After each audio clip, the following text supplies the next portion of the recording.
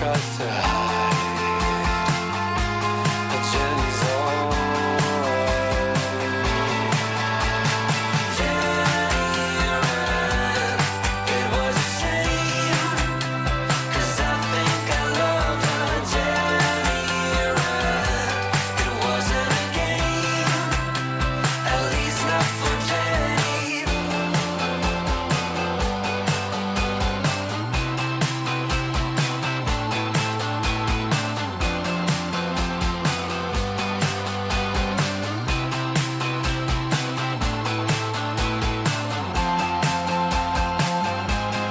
What's on your mind, Jenny?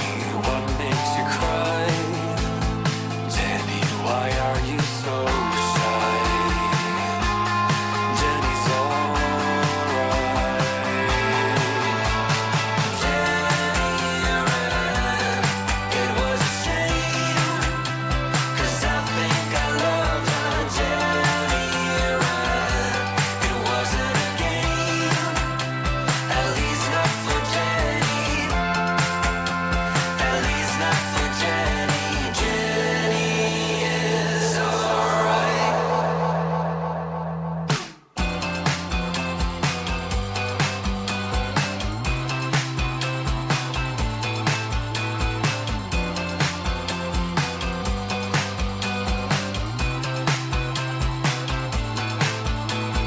Jenny ran, it was a shame, 'cause I think I love her. Jenny ran, it wasn't a game, at least not for Jenny. Jenny's alright.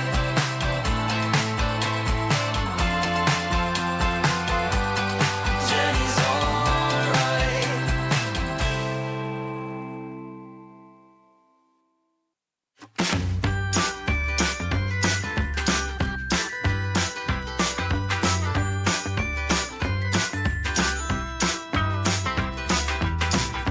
All I wanted was some company, to find somebody to be good to me. There you were, just right in front of me. I could have thought that we were meant to be.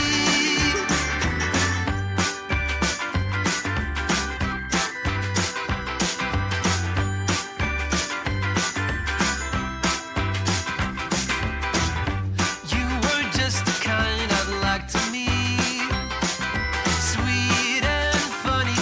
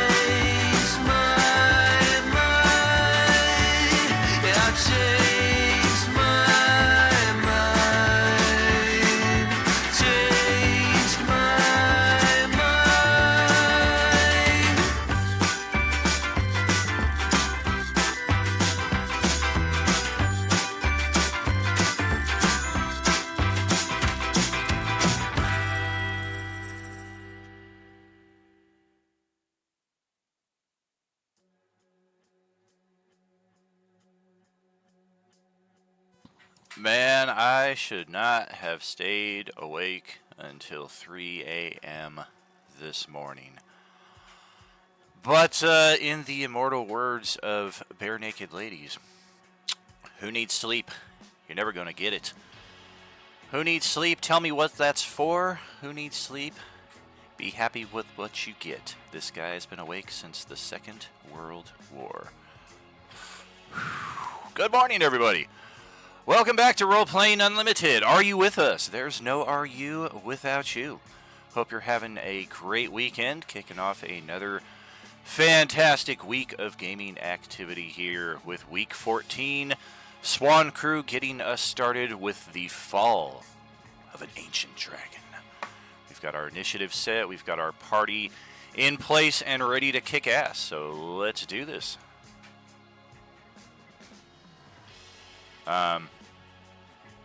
I stand corrected. I'm not ready.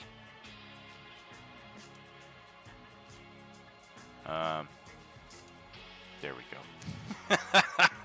Whoops.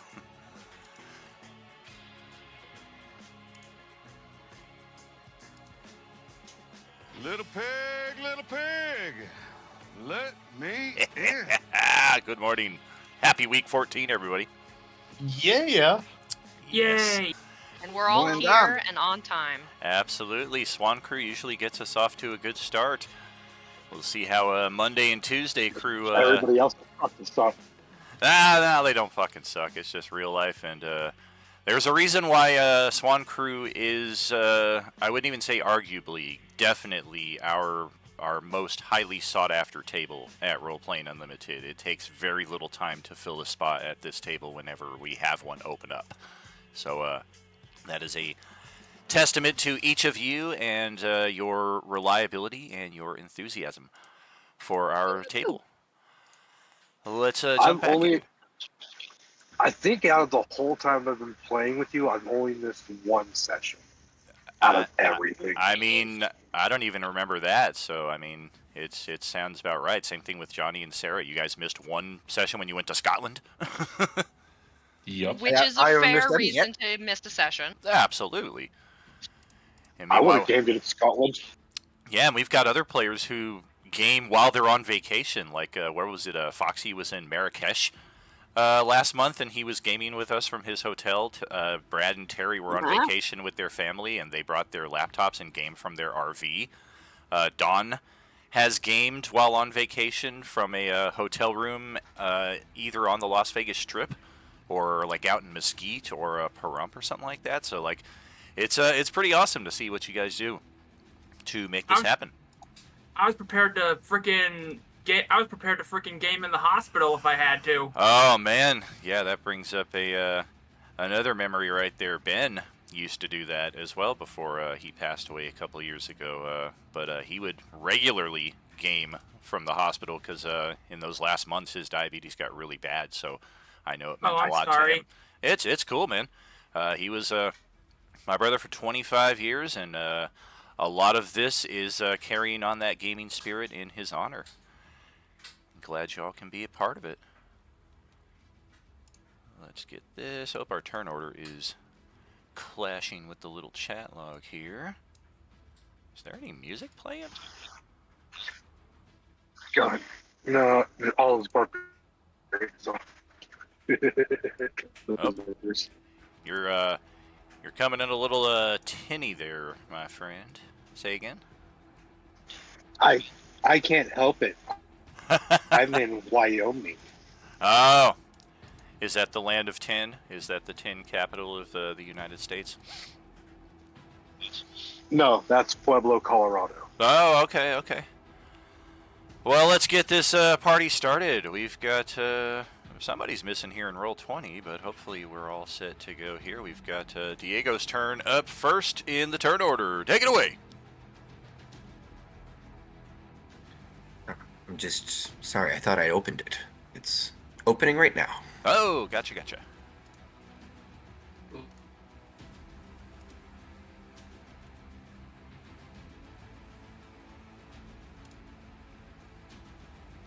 Okay. What is happening here again?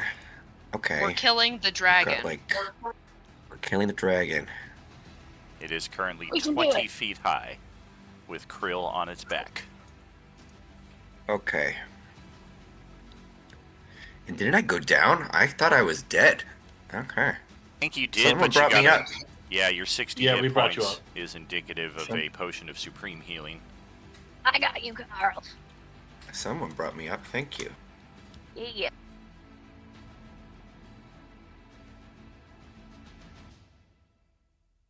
Okay. I think I can hit the big guy from where I am. Huh? From Oh, yeah. with my crossbow? I can Absolutely. hit him from here. Okay, so I don't have to move. Maybe I should move, but I think I'm not gonna. Okay, I'll start. Carl will whip out his hand crossbow and start firing away. I think I should get 3 attacks. I waste him with my crossbow. And if I recall correctly, the dragon's AC is 22, so roll good. Roll good. I was hoping you wouldn't recall that. I actually upped it to 25 over the last couple weeks, hoping you guys wouldn't remember. Yeah, No, but then no. I named the session, which brought it back down to 22. Damn. All right. What? It cast sage armor. It busted out the sage. It burned all around it. Gets +3 to its AC. I just burned sage. Nice. That reminds me, I got some brand new candles here. I gotta bust out and light them up. We got an inspection through our house here in the next couple days, so I've been mad house cleaning, trying to get this place to not smell like 420. While I'm smoking right in the middle of it still. You I can know what always I'm set out some like incense or sage, and then if they're like not hit to it, they might just assume that's what the smell is. but- Right. Yeah, Alright, I've got how this much- anti-cannabis spray that works really good. 22 is Oh, its nice. AC, which means attack 2 and 3 are good. Attack number 1, not so much. Remember that everybody did just get an inspiration, a non-expiring inspiration from our completion of the NPC tasks. The caveat for that, for any subscribers, of course, is that you have to spend that one first before any of your more limited inspirations. I'll burn that one off then first.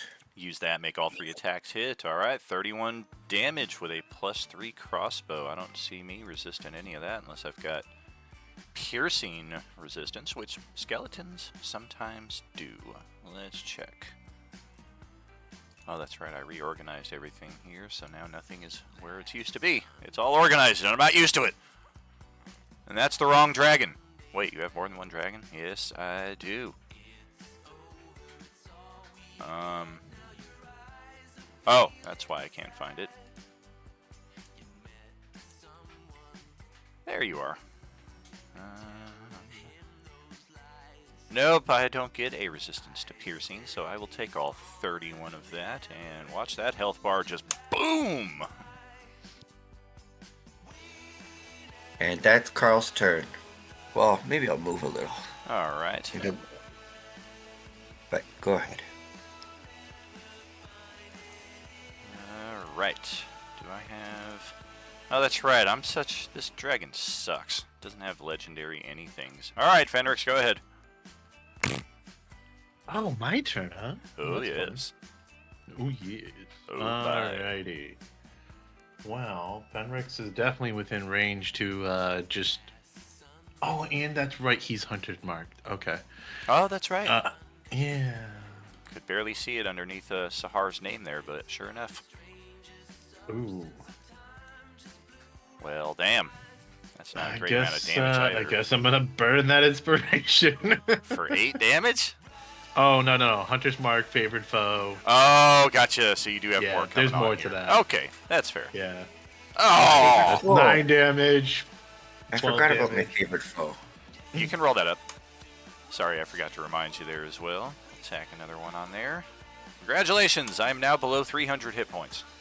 Sweet. With that 1 point of damage. So I guess you know exactly how many hit points I have now. 299. That's not gonna hit. Nope. And then Actually, I should have called it before. That's all right.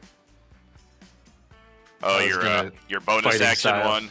Yeah, Gotcha. that's okay. No, I did the thing. It's there. All right. That's not a bonus action, and that is already there. I'm not. Let's move Oh, a little bit over there, and that'll be it. very good. I have moved ahead to the dragon's turn, rolled for my recharge on the breath weapon, and got it. And just a heads up there for everybody, if you navigate to the settings menu of your Roll20, that cog on the upper right, and scroll down to dice options and toggle the 3D dice on, those dice will appear for me on the screen and thus for everybody on the stream. Nice little addition right there, and they're not causing as much lag as they used to. And I don't know if you enable them, if that's also going to allow you to see other people's dice live on your Roll20 screen. But in either case, I've got my breath weapon back. Where is the... There is the... Okay. Let's do that, let's do that. Tokens, tokens. We got the hawk floating 10 feet high. Yeah, these guys suck. I mean, it's a great use to have them there, but we are fully going to target the Berserker Swarm with the Toxic Gas Cloud here. It is unfortunately also going to catch Radabru in there. No, Red. But we are intentionally going to try to hit all of these things, and Alark is floating too high, so we couldn't catch him in there if we wanted to. It's a 20-foot radius, just like a fireball. Posting the effect. Wow, wow, wow! To turn or move through it, con save DC 18 or 12 dice 6 toxic radioactive damage, half on a success. That means we will pop the little purple dot back on our dragon there to indicate limited resource has been expended. And that's an all or nothing thing on our turn there. We can either attack or we can do that. So we've got Krill on our back. We've got this Griffin right next to us, but otherwise nobody is right next to us, so we will take advantage of that. And we're gonna fly 40 feet higher in a this-ish diagonal, so kind of ascending up to 60 feet while moving to the southwest. We are also going to try to buck Krill off as a, I guess it would be a free action, basically, as part of our movement. That'll be your acrobatics or athletics opposed by my athletics check here, Krill. And we're knocking you off we're going to try to knock you off about halfway through that ascension. Like we're trying to kind of turn on our side halfway over and then right ourselves at this point. So if you are knocked off, it's going to be a 40-foot fall. Well, you got to beat a 15.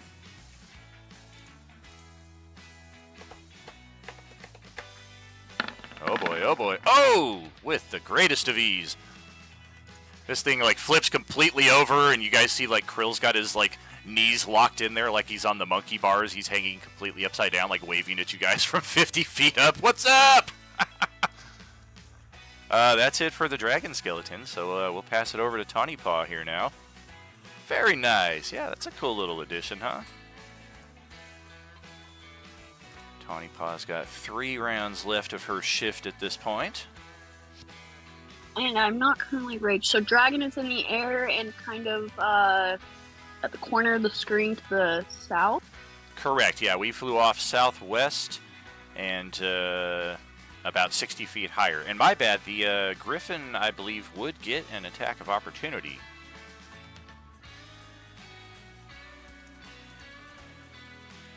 She's working on it. Gotcha, gotcha. Yeah, that's the only thing that was close enough that would have gotten one. That's why we felt comfortable moving away. Meanwhile, you got a Lark still following it with his fucking Predator laser trifecta, and the dragon's just trying to swat it off like a cat with a laser pointer. Oof! Well, that sucks.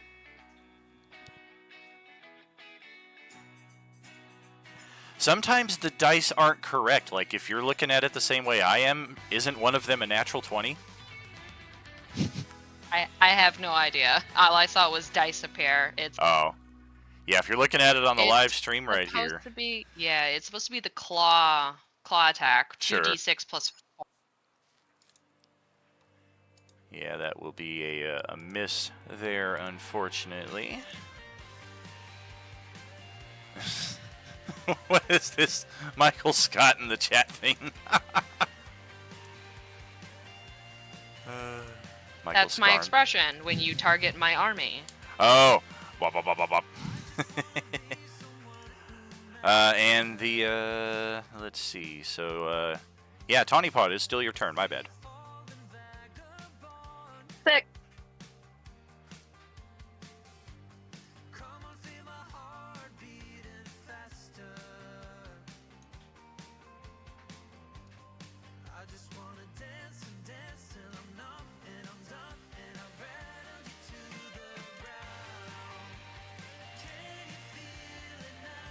Okay, so I'm going to bonus action rage.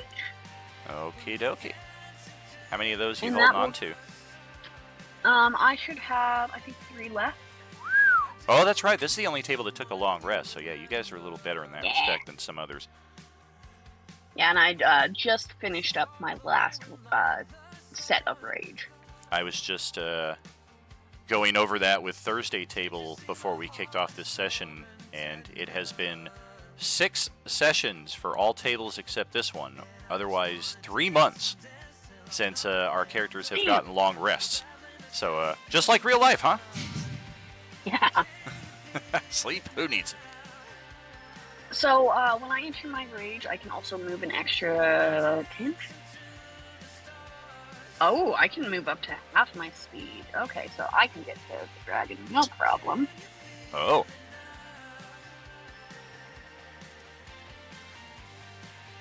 Do you have Whomp. flight capability?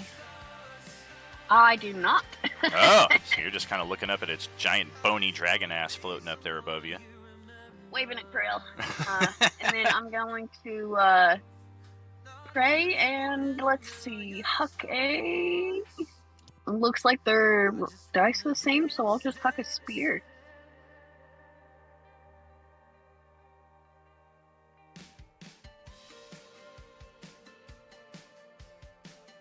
Hey, Gotti Main up in the chat. Good morning to you, man. How you doing today? Good to see you. Oh, man, what a horrible attack roll. You got +8 and you can't hit a 22. Rip. Alright, well, I think that's it for me. Do you have extra attack? Another spear, perhaps? Oh, I do have extra attack. Oh, You got a second spear? Or are you just going to yes, catch I that do, one as it but comes not for long. slowly falling to the ground and throw it again? Spear me right through the air. Oh, come on! I'll inspo that. Or, yeah.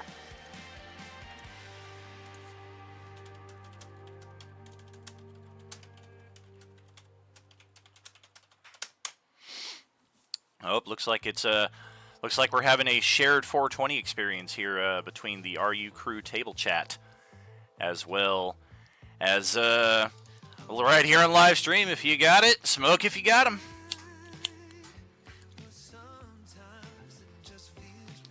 Much love, Kendall. Good to see you there, brother. Oh yeah, this is the game, Gotti. This is what we're all about here at Role Playing Unlimited. Some tried and true Dungeons and Dragons. The sky is limitless. It's all about your imagination and what you can put together with a group of solid friends. Ari, are we dipping into the inspiration, or are we going to call that 2 misses? Yep, inspo. All right, so second attack will hit. Start chipping away that damage. And that'll be the end of it. My All turn. right. And now it is Elaric.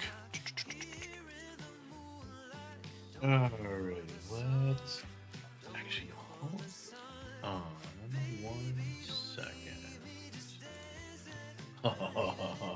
He's 60 feet in the air, but 30 feet in the air from me, correct? Correct. Yeah, we are 60 feet high. Oh, perfect. Magic missile level 2. Oh, Alright, that's, if I remember correctly.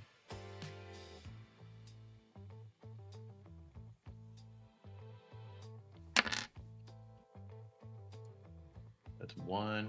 What is it? 3 plus 1 for each level up. bop, bop, Yeah. bop. So that's 1, Max damage there, too. 2, Oh, another max. 3, 4. There we go. Yeah, Balance that That's, shit out. 15 damage. Ow! I don't like it. And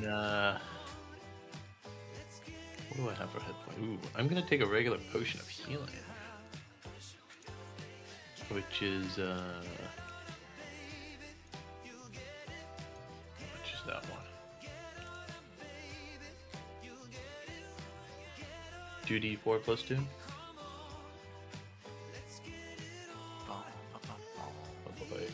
Did it right? Oh, Steven wants his unique power. Yes, you may, sir. Let me just add that on my to-do list. I think he is the only one that I will be working on in that respect. 6 points, perfect. Brings it up to 40, and Alaric will move. Oh, let's move him A little bit more over damage, okay. here. And then Alaric will be done. Beauty miss. Oh, All right. no, that 6 points is my healing. Oh, that's your heal. Well, all right. Yeah. I will gladly take that back then. Do. Take it back. Is that EOT? That is end of turn. Alrighty. Ridabaru. Oh man, unless I roll really low, you're kind of screwed here either way.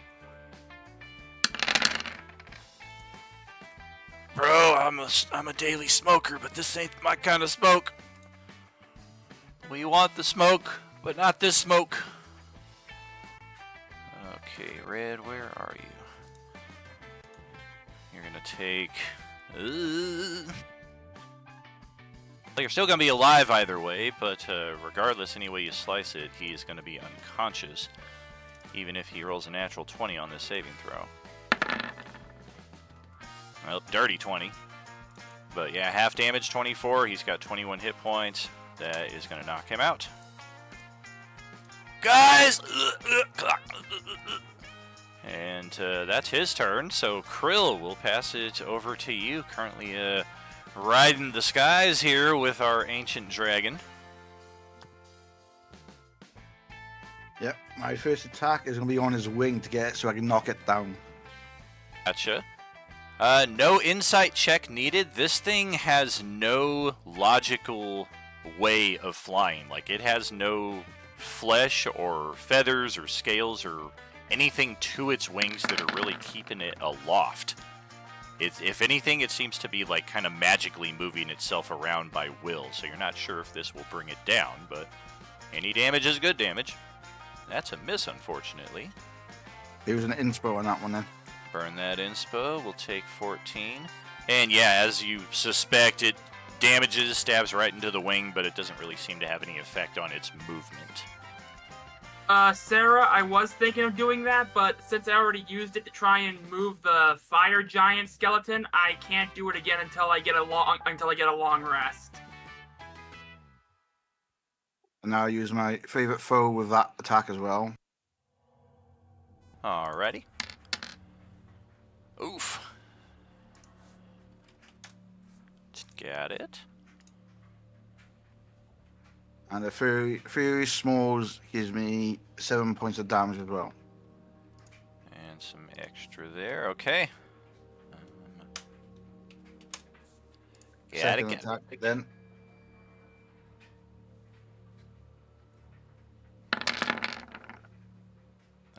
Dirty 20 right there. Missed by 2. Remember last session, Adam was busting out natural 20s every round. Hero point, we'll take it. And 7 more damage. And because of my Dread Ambusher, I get an extra 1 attack. Isn't that only during the first round of combat?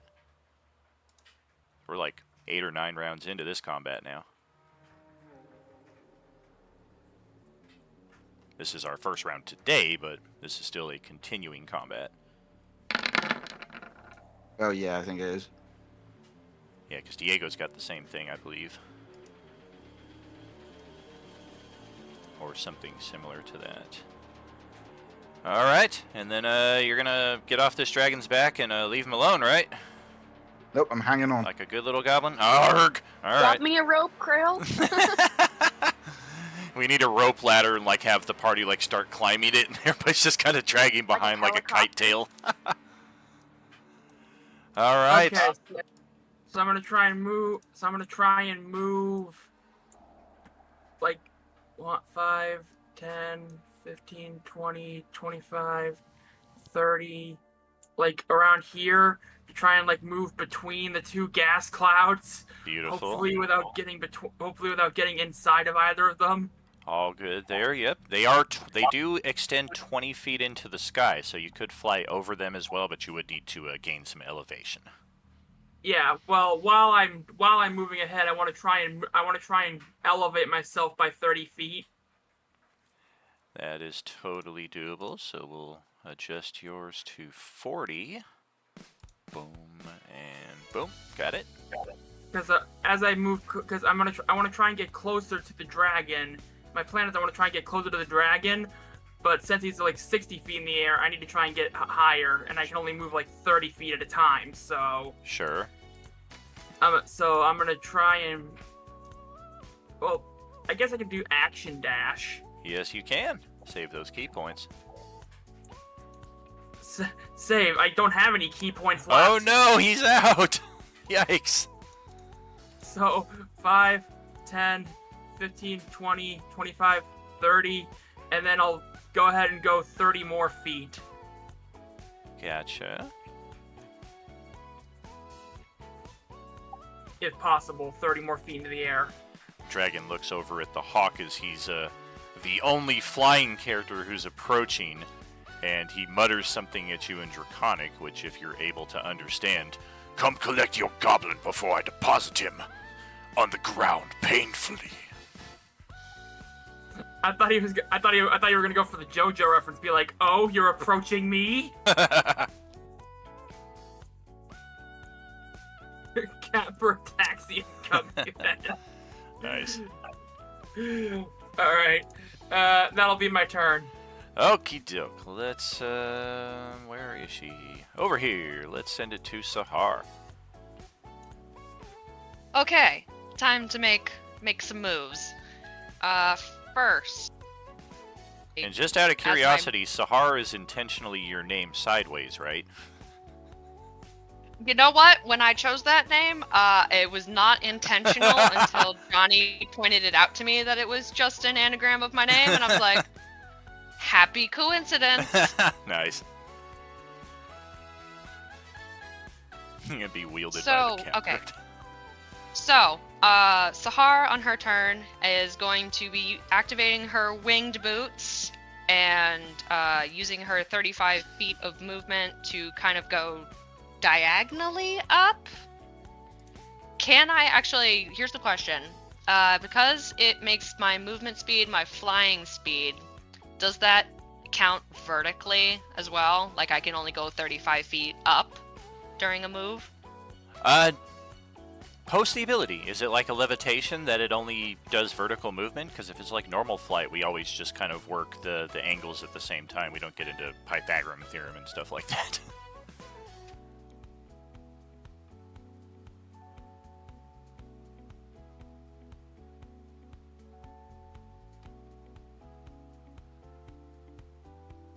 Or are these from wings or boots of winged boots? Did you say? Yeah, these are my winged boots. Oh yeah, those are my any my direction. Hermes shoes. Yeah, any direction. You can totally move 35 feet up and laterally at the same time. Okay, perfect.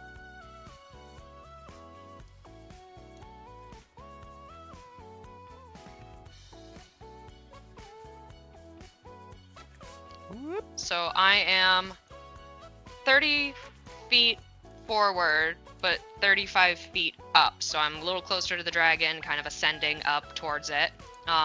As my bonus action, I am going to use my Channel Divinity Vow of Enmity upon the dragon, which will gain advantage on all attack rolls against the creature for 1. 1 second. I hope it's 1 second. It's 1 minute. F! Alright. Man, I wonder what we have that might simulate that. Gotta dig into the Do you have well like here. like an angry face icon? I do, but I use that for rage. Let's see. Ooh, that's a new stealth one. Let's give you the extra life mushroom. Then, since I don't think I'm within striking range physically, I am going to cast a luminous bolt with my attack at... At Krill? Oh, that's just cruel. It's gonna be his new nickname, Cruel Krill. Say that 3 times fast. Cruel Krill, I Cruel guess Krill, Cruel Krill. guess I'm gonna use my Not bad, my friend. my newly gained inspo to re-roll that. Okie doke. Come on, big damage, big damage. Hey, a little better damage, that'll hit. And that will be the end of Sahar's turn. Moving on to the rest of my characters. So my Griffin will go next. I've taken to naming him Talon. Alright. He, with his flying speed, which is 80 feet, will be moving, swooping up, and picking up Tawny before ascending. So let's see. Actually, let me...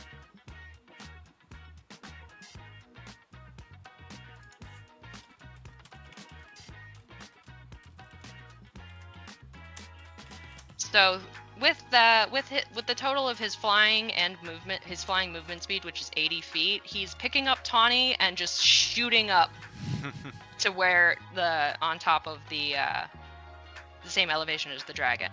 Okay. And then he will be making his multi-attack.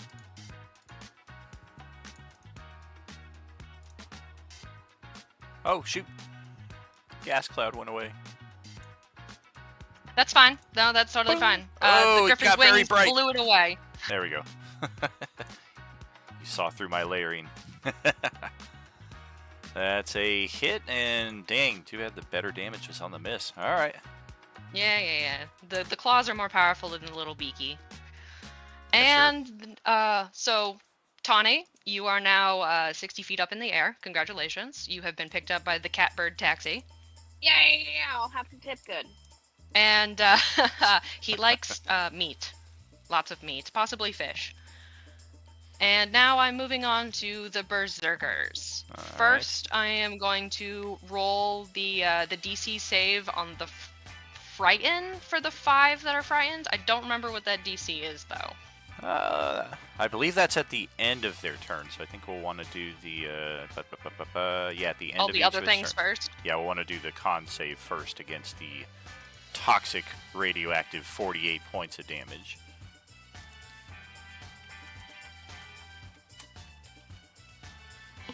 We ain't had nothing but maggoty bread for 3 stinking days. Yeah, why can't we have some meats? Oh, God. Ugh. Man, I thought these guys were hardy folk.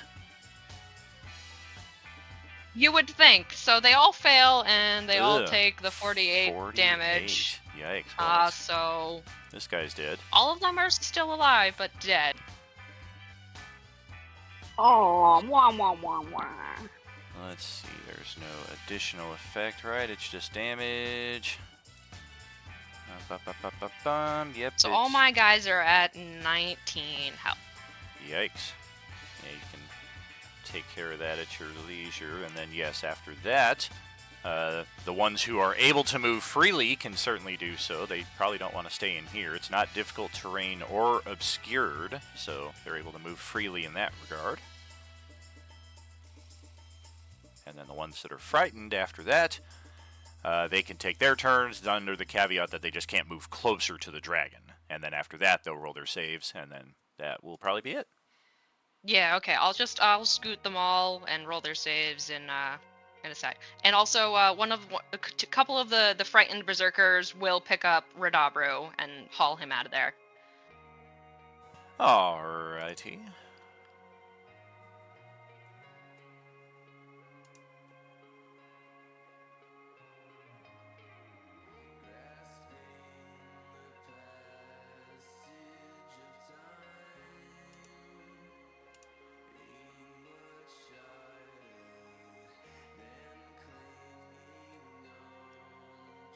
Boon of Speed. How are you taking Boon of Speed?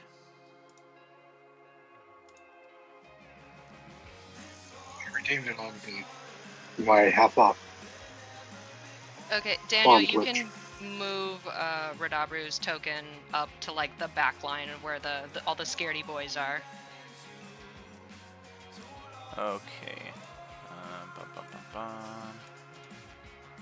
Alright, two things on that. I'm not seeing where that was redeemed today. And secondly, the Epic Boon has a may not be taken until level 10 caveat. That's kind of one of the advantages of having that Epic subscription, is that you get an Epic Boon well before you would normally get one.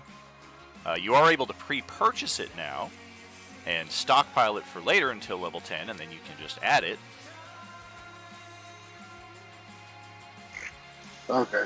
I thought you were taking the unique power, though. That's what you redeemed the coupon for? Is that what you're talking about? Yeah, I had the coupon that I have from being an annual Yes. for the power, and then I used points for the boon because I was trying to get extra movie stuff. But oh well. Weird. I don't know why the redemption isn't showing up here on the stream for me. That's the first. I was gonna You say, see it? I see the Yeah, I redemption. can see it. I can see it. Wow. Well, that's encouraging, but also curious. I can refund those to you, or you can, like I said, stockpile the boon for later on. Just Did you already redeem a refunded full? like a, Gotcha. You didn't already redeem a full boat, did you? Because that's kind of the same thing. no, I haven't redeemed the full book. Gotcha. Yeah, the full boat is basically like those upper echelon powers at a reduced cost, but they all come at the same time. Oh, there it is. Oh, nope, that's Conduit copying the information over. Thank you much, brother, and happy birthday to you, man. Much love, brother. Hope you're having a beautiful day. Beautiful day for a beautiful friend. Hey, looks like Berserker number 2 is no longer frightened, but the rest of them still scared. No, it was a DC 11 Wisdom. Meet and beat, so I think 3 of them are no longer frightened. That's right. I thought it had a much higher DC right there, but that is correct. 11 is a suck. So yeah, it looks like number 1 and number 5 are still scared. The rest of them, not so much. And that'll be my very, very long multi-stepped turn. Okie dokie. Let me get these frights off of these guys. Boom, boom. 2 of them are still frightened. Okay, Varys, over to conclude this round.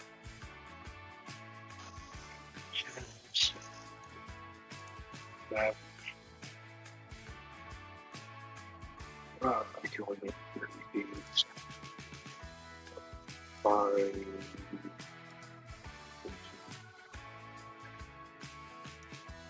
30. I am flying. I won't remember that. I'm 30 feet in the air.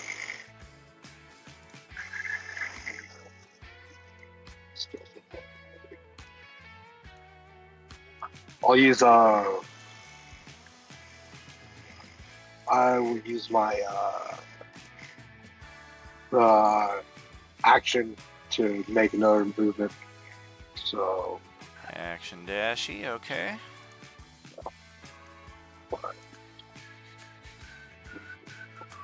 Sorry. And that's all I can do. It's my turn. All right. Use that dragon's movement to its utmost. We'll start another round here, though. Carl is way over here, kind of tucked up against the edge of the ravine. What you gonna do, brother?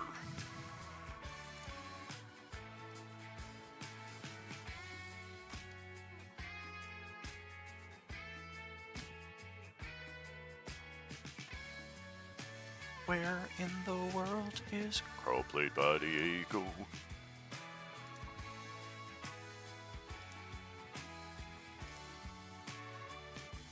Uh-oh. Coming. Somebody beat me to it. There he is. Okay, so how far away is he? I don't know if I can reach him now. We are probably further away than we are high. Or not. Nope, we're 60 feet away, so I'm sure you got plenty of range. Okay, alright. I'm good then. I'll stay where I am. Alright. Okay, let loose. The pointy barbs of... Ah! I think... Let's see what his health looks like. Let's see if I'm going to use my bonus action on to put a hunter's mark. Ah, sure.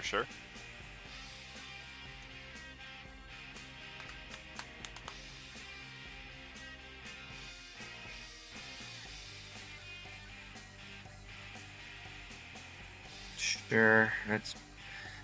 I can't see him on my screen. How much health does he have left? For some reason, I can only... Yeah, you're like right there at the 227? periphery. Yeah, 227, one of my favorite shows from back in the day, baby. Woo, woo, woo, woo. 227. Okay, yeah, he'll last another round. Let's do a hunter's mark on him then. Use a spell slot and put it on. Okay. I only get 2 attacks now, but added. Okay. Give you a different looking hunter's mark than the one Johnny's using. I'll have yours be the little, that one. Hit. All right. Yeah, lucky rolls. 20 more damage, we'll take it. I'll add my hunter's mark.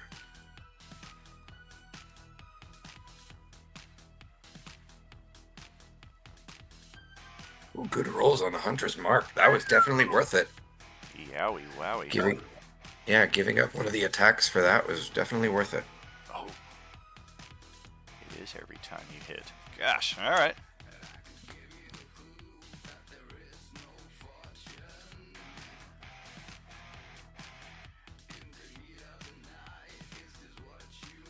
And that is Carl's turn.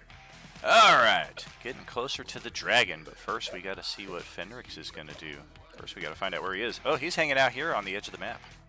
He is. And I'll move again. Oh, God. Are you going to try to scale the ravine, or are you still kind of moving around down in here?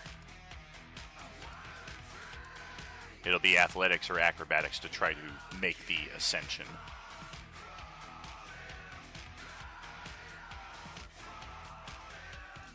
The map is likely preventing your movement for that reason. I was gonna say I can't move. I've been Yeah. having trouble moving this whole time. Yeah, it's the I thought it was dynamic just lighting. glitchy. It's because it's like a 20-foot differential in elevation between the two, so to prevent people from just willy-nilly kind of moving up there, there's a little impediment, so you got to roll athletics or acrobatics, whichever one is better for you. Oh, then I just would have. Isn't there a little walkway through? There is not. The way to walk up there naturally is actually all the way over here. That's how Fenrix got up there. Oh, okay. Sorry. All right All then. good. Yeah, sure. I'll do some athletics. Yeah, roll it up. I think I got some athletics here. Yeah, while you're doing that, we'll have Fenrix start plotting. 16's good enough. We'll get you up there. All right, so Fenrix is going to move his, I believe, 30 feet. So 5, 10, 15, 20, 25, 30. Right next to Carl. And then let's What's see. up, man? I'm going to shoot this guy. He is 120 feet away from me. Only 60 feet away. But he's also 60 feet in the air. Correct, but that we just use whichever is the longer of the two distances. If he was like right here, but 80 feet high, we would just count it as 80 feet. Oh, then you've made a grave mistake, sir. Oh yeah, it's in our table rules. Like I said, we don't mess around with that whole Pythagorean theorem, angles and distance and Fighting what spear, have you. which gives me advantage on both of these shots. So first is not good. Yikes. Good thing you had advantage. Yeah. Second is That's the ticket. Clickety still not clackety. good. Oh man. I have nothing. All right, that's Fenrix. Very good. Hey Gotti, I'm gonna go check that out on my Epidemic sound sub because yeah, I do a annual sub for that. That's where all our music comes from. We've got a wide variety of sounds here. Typically use the hip hop stuff for our Wednesday, Thursday tables. That's more fitting of the vibe over there. But if you're on there, I'll definitely add it to the list and be honored to have you on our streams, man. All right, that's Fenrix. Let's pass it to the dragon. All right, let's check if it regains its breath weapon. It does. Yowie wowie. I mean, you're 35 feet high, you're 60 feet high, you're 30 feet high. You guys are way the hell over here, up on Mount Rushmore. It doesn't have to use it. Oh, certainly. No, yeah, it could save it for later. Moderation is key, really. That's funny.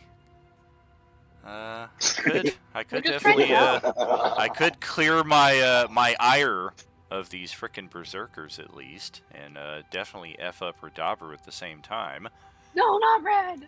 And yeah, we understand that your characters are deeply invested in this turtle guy, so bop, have another one.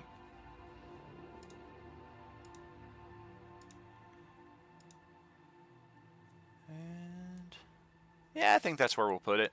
It'll catch all of you in there. We know no matter any way you slice it, you guys are going to be able to move out of there. Krill is still on our back. Sahar. How quickly did Sahar approach? Were you doing like 30, 35 foot sprints? Yeah, my movement speed is 35. Okay. Well, we're gonna risk it here once again. We are gonna elevate to 100 feet high, and we're gonna move another 40 over down this way, and we're gonna try to knock Krill off again in the process. Once again, about halfway through the flight, so that's gonna be an 80-foot fall if we win this roll. Contested checks here. Oh, I showed up today. What's Krill got? He rolled amazing last time. Oh dear! Not naturally. We gonna influence that or take the fall?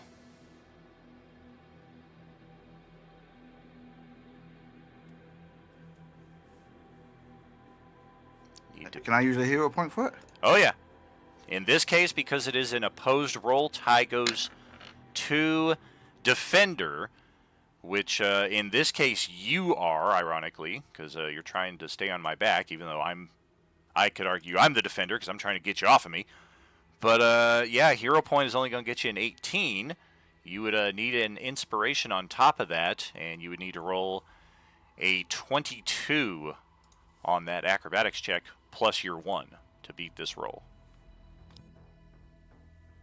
Yeah, I'm going to have to, aren't I? Oh yeah, that's a fireball's worth of damage if you fall. So just a hero point again, is it? No, inspiration. Reroll the acrobatics entirely, and then we're gonna add +1 to it from the hero point you spent. 23 plus 1 is 24. You just beat the roll, and once again, you hang on. Ooh, Tie that was yourself close. on, Krill. That was close. Damn it, get off of me! This thing is pissed. And that's all it's got. We'll blast another breath weapon of toxic radioactive. We're also going to take some attacks of opportunity from the 3 characters gathered nearby, though. So Tawny Paw, Talon, and Sahar. Hey! Krill is hanging onto this bitch like a mechanical ball. Yeah, he is. Oh, Exactly. damn. If only we had flank. 18 damage, though. We'll take that.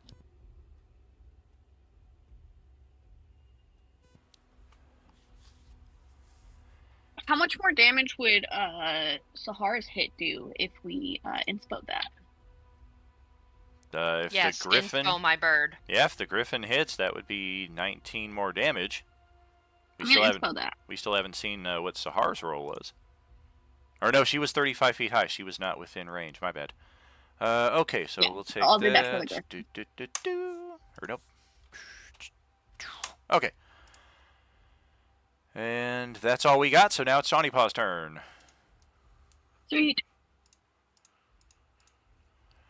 I need Talon to check is ready to something here. taxi you around. We may Much have appreciate. we may have an initiative discrepancy here. Let me check on that. Yeah. We may have to wait until the Griffin's turn for her to be able to move, so she may have to hold her action. Bum, bum, bum, bum.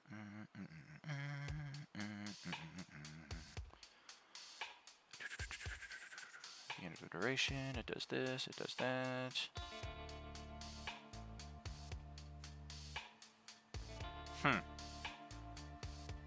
It does not seem to specify one way or the other, so whatever. Take it away. Control the beast. Yay!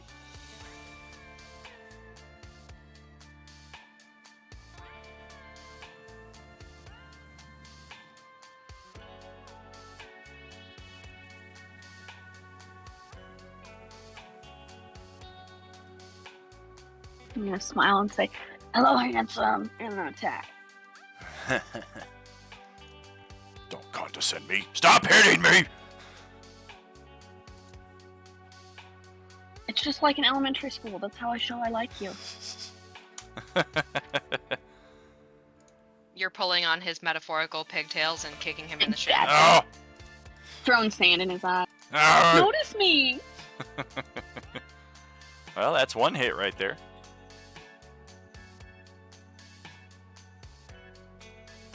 I'll let that other one miss. All right. And I think technically the Griffin would take its attacks now. I'm okay with.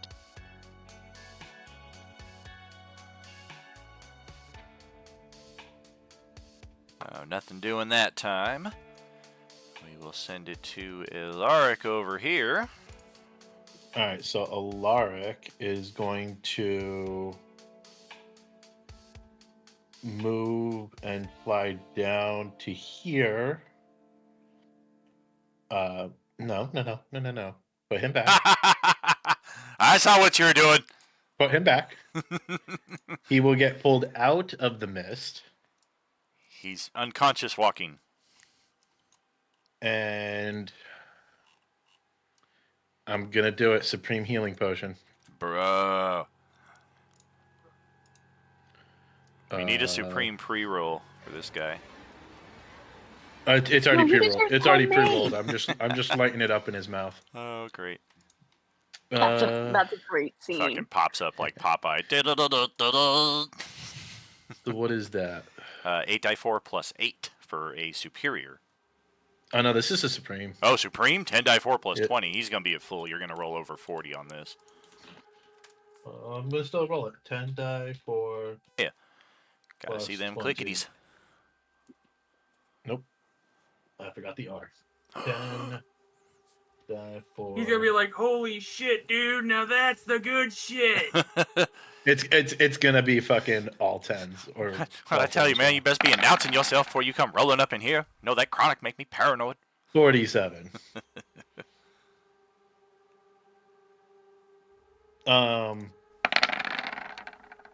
Yeah.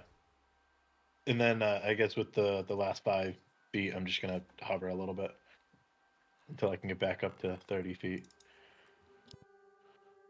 Actually, let's see how far. Tiny is 45 feet. This is 60 feet. Hey, Tawny, have a shield of faith. +2 to your AC. And that will be the end of Alaric. Fuck you. Ouch. Damn you with your Fire increased armor attack. class values. I'm gonna put a frowny face for that shield of faith because I'm pretty upset about it. You're gonna look at it later and be like, "Why is this shield of faith raging?" And I'm gonna attach that to Ilaric here so we know that they're both causing the source of this discontent. Okay, red is up. I feel like I haven't done anything in forever, y'all. What? Why is this cloud of smoke all around? Can I smoke this Alaric shit? gently points down in between the 2 smoke clouds that he can safely pass. But then I gotta like step all over that rancid, fiery motherfucker. He's dead. It's okay. But he was dead before, man. What's your point? He's re-dead. Oh. Are you trying to convince me that he's as useless as an asshole right here? Because guess what? You just fucking convinced me. Go, Red, go. Oh man, this guy has no ranged options beside a hand axe, so I don't think he's going to do much of anything there. Plus, I don't think he's got much of an arm. I don't think he's got much of a throwing arm at this point. Yeah, I kind of like what Fenrix and Carl got going on up there. I'm going to see if I could join them up here. Thanks for bringing me back, bro. Thumbs up. Do the old spit on the palms and get ready to climb this bitch. Oh god. He gets here and then falls right back down. No, he loses his trip, flips backwards, and just slides down on his shot. Yeah, he almost falls into the adjacent toxic cloud there, but he does not. He's gonna use his action to try again. There we go, that's better. We'll get there. We did have to use half our move to get up, so that's probably about all we got. Now it's back to Krill, still riding on this thing. That ground is getting pretty far away. How high is the griffin off the floor? What's The that? griffin is at the same elevation as the dragon, so 100 feet up. Yeah, that's good to know. Alright, I'm gonna attack the dragon once with my blade. Crawl inside it. Ah. Nothing happening there. Yeah, Krill just go inside the rib cage.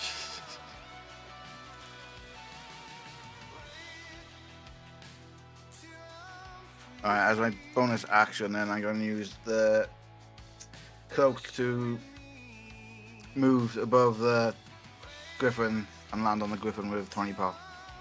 Okay. The Catbird taxi is no longer accepting additional passengers. Let's have the Rocket path. Griffin roll an athletics check there, please.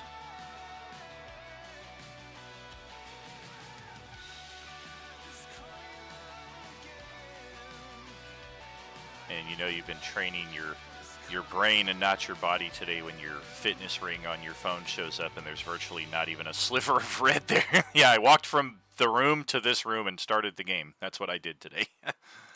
Yikes. It did not go well.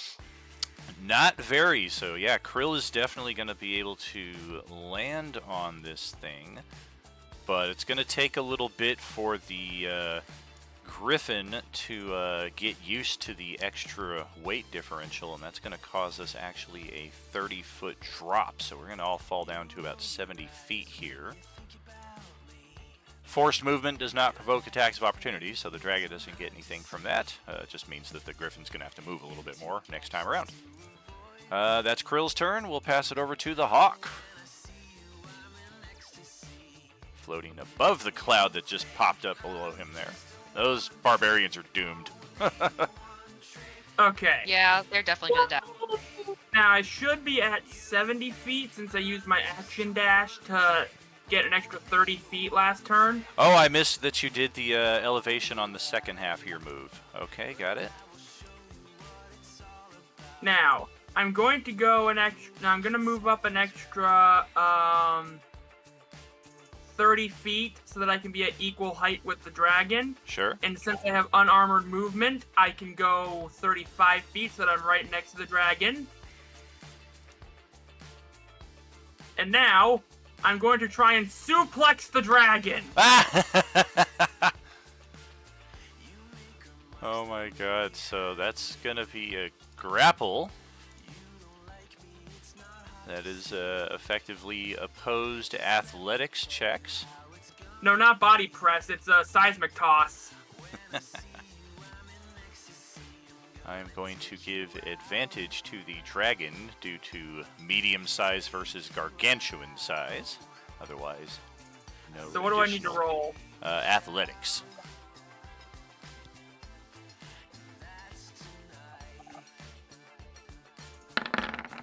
Oh dear.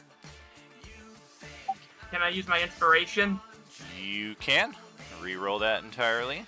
Got to use the new one that we just got for the NPCs, so you'll still have your weekly inspiration after this. 18 is the number to beat. I have advantage. A 27.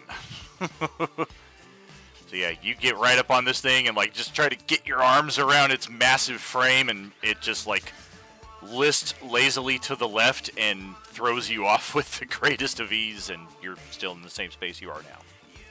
That takes one of your attacks. If you have multi-attack, you can try that for as many attacks as you have. Okay, I will try again to suplex it. All right.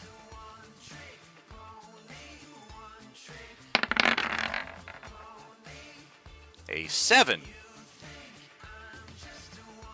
Do I have another inspiration, or am I out of inspirations? You have your weekly inspiration for being a supporter.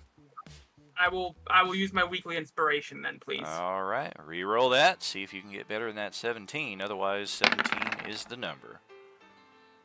Natural 20. 25 is the number to beat. There we go. You have advantage. 24! Ho, ho, ho, ho. Yes! I can All suplex right. the dragon! Let's Seismic toss, bitch! see how this is going to work. Roll an unarmed attack.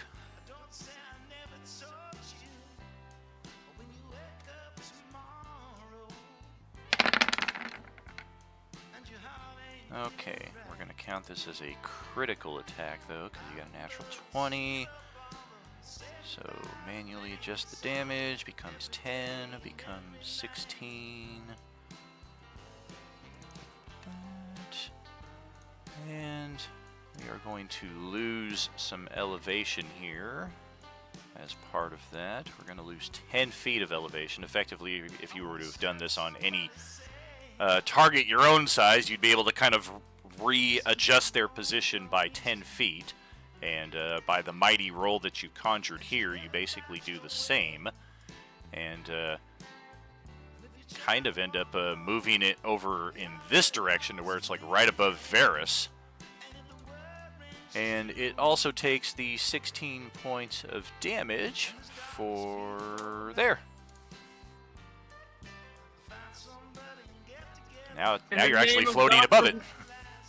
In the name of Dr. Whoopaz, I have redeemed myself. Solid play right there. Unlikely, but you never know. Those dice can come up. I'm happy for you, man, that it worked out. end my turn. All right. Let's do Sahar's turn.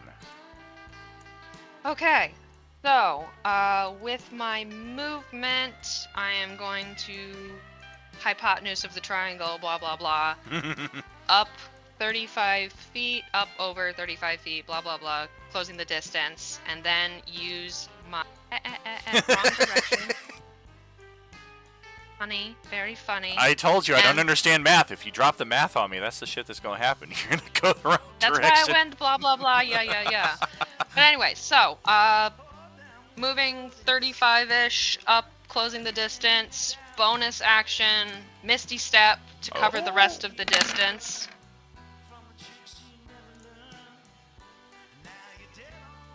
Damn, that was a low roll, but You've locked my token on top of the cliff, Daniel. excellent. Everything is proceeding as I have foreseen.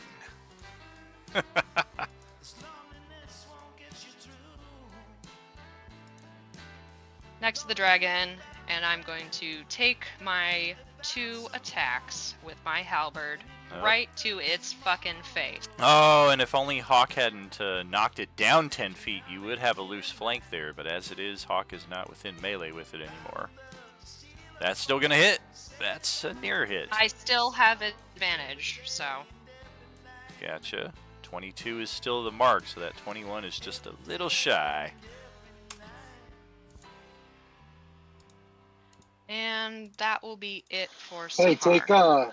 take a D8 hero point. Get a for hero that point. 21. All right.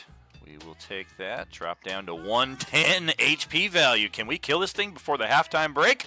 That'd be awesome. Varus is 30 feet high. This thing is 90 feet high. It's directly above you. There's just a big cloud of dragon obscuring what little sun there is. Question: are potions of speed bonus action take or full action take? They are a full action take. There's actually a magic item that's kind of like a beer helmet that you can make any potion a bonus action. They're pretty hard to find, though. Oh, with that very rare item I won from the Lost Dice game, I took that guy's advice, took the potion of speed. So I'm gonna down the potion of speed. So basically casting haste on myself. Okay. Hey So Daniel, now I totally forgot for a second. All of my berserkers are dead now, and Oh. they vanished back into the aether of the horn. That is correct. There was no way they were gonna survive that, so. Yeah, I rolled low damage, but even that was going to kill them, so yeah, we'll get rid of them. So now I have 60 feet of movement with Oh, haste. dear. So I will move up into is it there's no way I can get a flanking position, is there? If I was directly below it? You can, you'll just have to come up on the other side of it instead of like hitting it directly from below, because Sahar is technically adjacent to it on the north side. I just need to adjust her elevation here. So I will do that, get up next to him over here. And using my hasted action, I'll make an attack with my using the hasted action from the haste spell. I'll go ahead. Where is it? I'm gonna hit him with my undead slayer. Oh boy. Huh? Click and drag to roll the dice. Disable. Oh yeah, yeah. You can like have it be to where you have like a hold of the dice, and you can like choose which direction and with how much intensity to throw them, or you can just have it automatically. There you go. Good thing for that blank. Good thing indeed. 11, 13 damage. We got it below 100. And I will end my turn there. Alrighty. Let's get our final round before halftime and see if we can finish this bad boy off. Carl is at the top.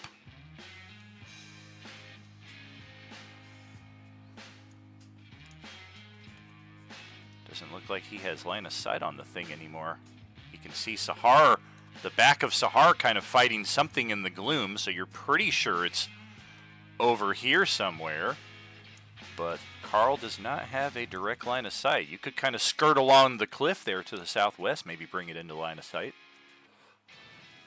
That's what I'll do. Otherwise, you can certainly target the space. You're just at disadvantage since you don't actively see the thing. There. Oh, yeah, now you see it. You can just make out its wing. Okay. Alright, 3 attacks. Let's go. Oh, dear.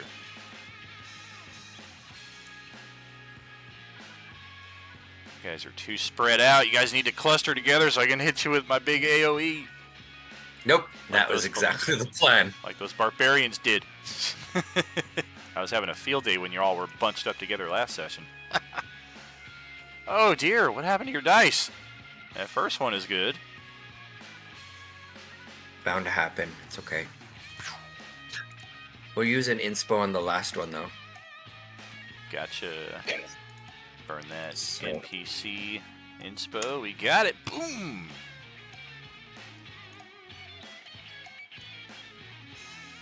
This thing is dropping quick. Hunter's mark damage. Additional. Okay.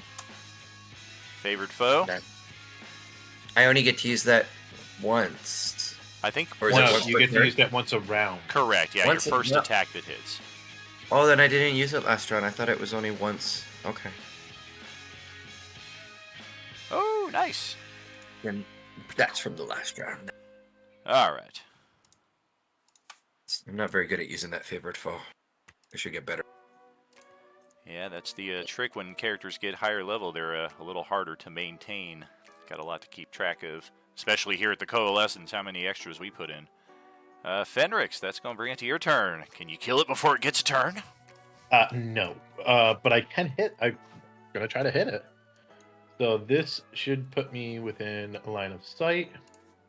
That is 60 feet away. My bow is Yep. 80 feet. Fuck it. Fighting Spirit. Oh, boy. Burn it at the start of the round as intended. Get advantage. Yep. Samurai. Samurai. Indeed. First. Woo! Damn it. That's going to hit. That's good. Hunter's Mark. Favored foe. Ooh, 13, 15, 18 damage. Okay. Second hit. That's not going to hit. Dope. That will be the end of his turn. Oh, man. Okay, dragon is up. Let's check our... We do not get the breath weapon back. All right. Probably for the best. And only 47 more hit points before I go into mythic form, and I come back with 1,500 hit points and a 29 armor class and 30 attacks Don't you be per lying round. there, Daniel. No, no. none This of is that but funny my business. first form. Stop with the ultimate form bullshit. Hey, you know Final Fantasy is my favorite game.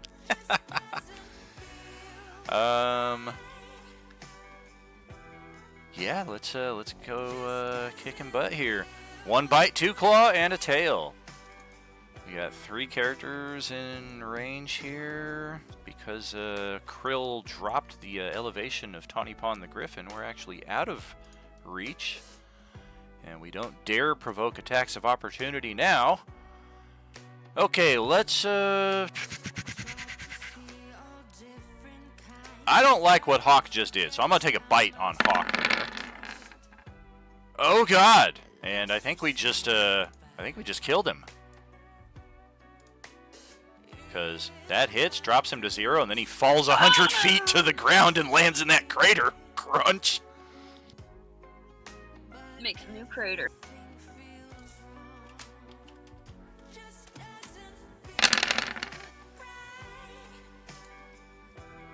Let's see. That's funny. It actually does not kill him because the dice did I would have to roll like maximum damage to kill him there. So actually, he just falls all the way to the ground, and from all of that, he suffers a failed death saving throw. I guess the more pertinent emergency is he falls into the cloud of gas with a failed death save. But he is still alive. You do see Varys has the Varys and Tawny Paw, and Sahar have the best line of sight on him. He is still moving around groggily down there. And the dragon kind of bellows in laughter after that result. See if we can get a little bit of the same here on... Who's it going to be? Who's it going to be? Oh, Who's it no. going to be? I thought we'd taken down the dragon. My bad. We're going to hit Varys with a claw attack. The hawk just very weakly goes, "Still got thing. your ass." I will. Oh. I will remind you. I have the displacer cloak on, Oh, yeah. and because of the haste effect, my AC is now 22. Oh, nice. Oh, yeah. I have to put this little icon on you and Johnny's characters to remind me that you guys have that cloak of displacement. Otherwise, I get a lot of, yes, I finally hit. No, you didn't. Damn it. All right, that's going to miss anyway. So we'll try a second claw attack. This thing kind of like shakes its head almost like, am I seeing doubles? And disadvantage on that is a 20. So that's also a miss. That would have hit you had you not hasted. And it's going to give up on that, and we're just going to aim that tail attack over at Sahar. And this will probably be the last thing it ever does. 25 to hit Sahar for 16. Where were those attack rolls when I tried to hit Varys? All right, so that's it. And yeah, we're going to stay...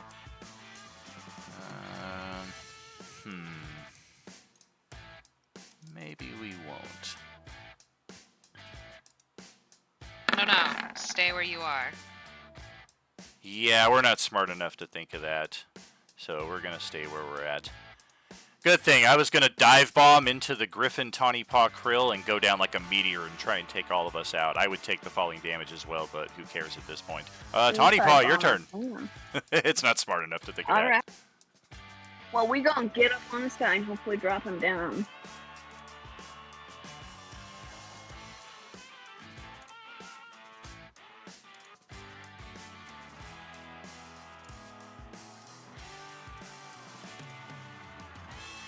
Oh boy.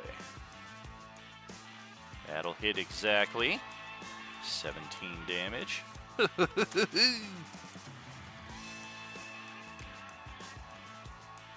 You guys know if you kill it, it's going to fall down on top of the hawk, right? 10, 18 more damage.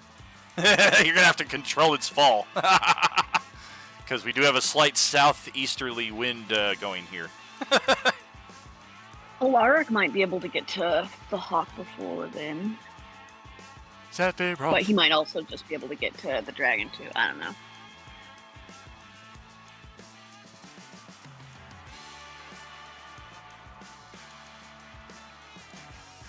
Alright, so Tawny has taken her. Now Talon will be taking his attack. Very good. Yeah. Oh dear. Well, would you look at that? Hey, look! 12 slashing damage. Almost like we perfectly planned it. Caw, bitch. Let me just double check something here. Nope. Reminds me nope, of Hawkeye. Nope. Nope. That's my line. Oh, okay. I did fuck up Are slightly. you resistant? Are you resistant to non-magical slashing damage? I'm not, but it does have one damage vulnerability that none of you actually employed throughout the whole combat, but in scrolling up, I see that I did flub slightly there.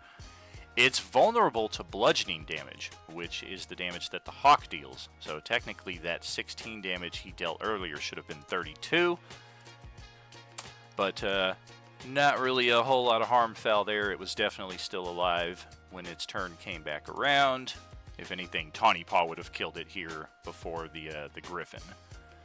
But that is going Teamwork. to instantly halt its movement in midair, and we're going to randomly see which direction it falls.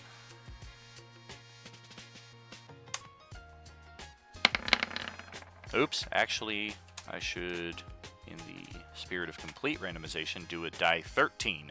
A 13 means it falls directly down. A 3.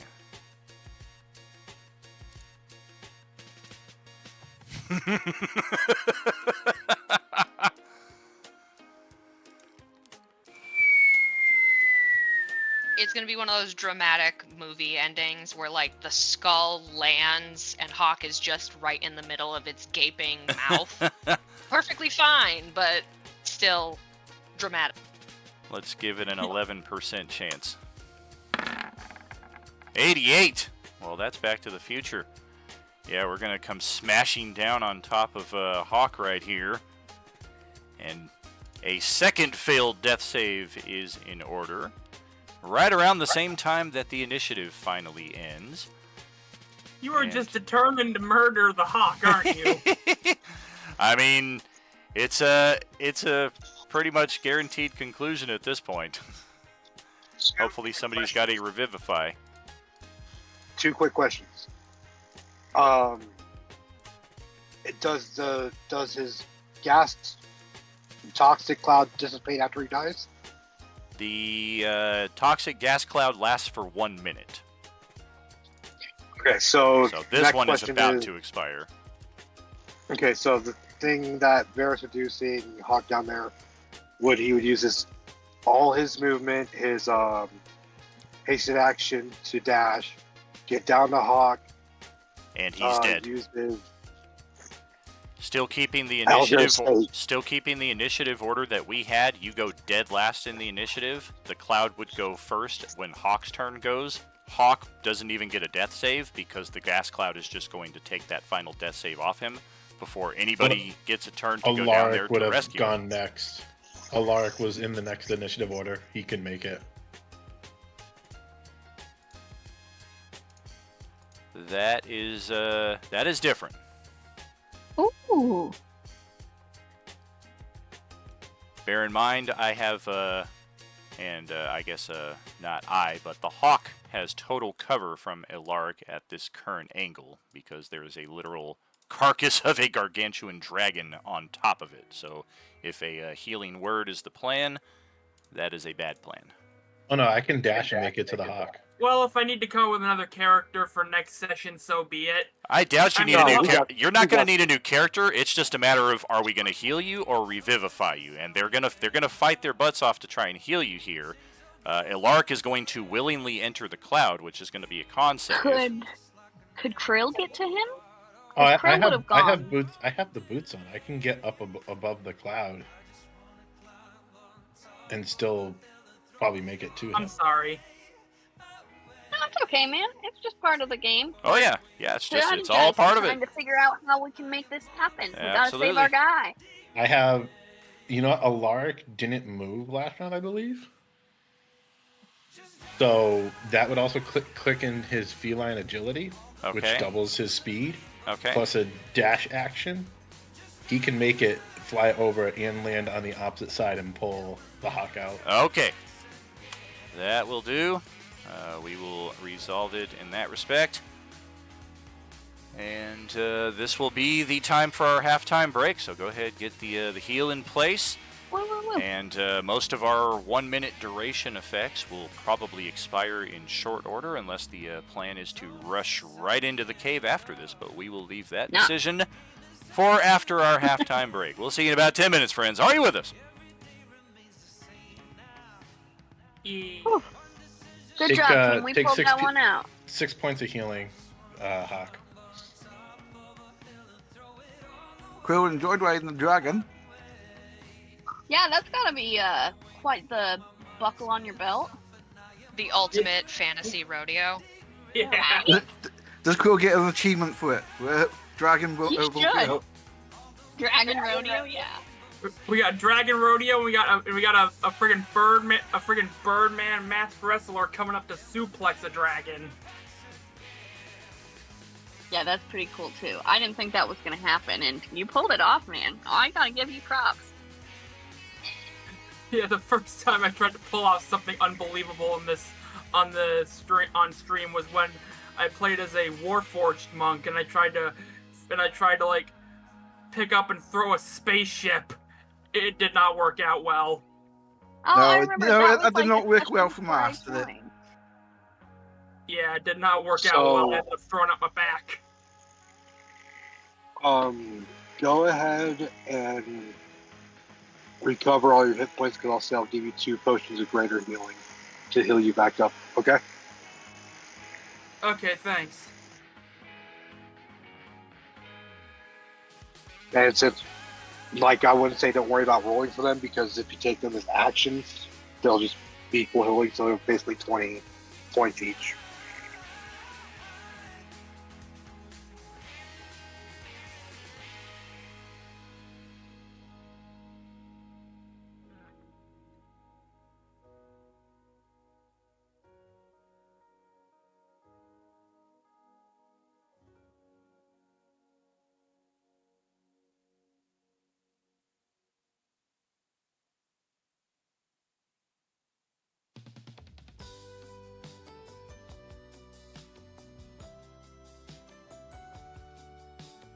I don't know what we're gonna do next.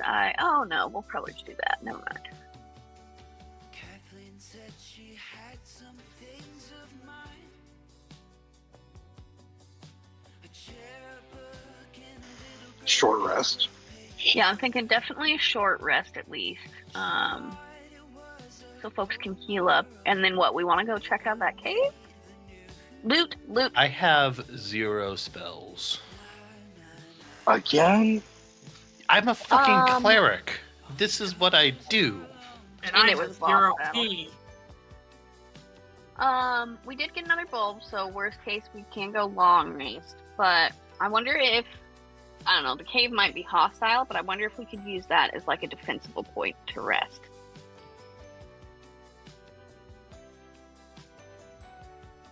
If he's a cleric, he needs a long rest for all his spells. Oh yeah, no, I'm talking long rest. Like set up a little camp. I don't know if that's possible, but I was just To be- thinking a cave might be more defensible because there's only, in and out. To be fair, we did go through a boss battle, so Yeah. So I think too, if we want to go, long rest it up, we could totally do that.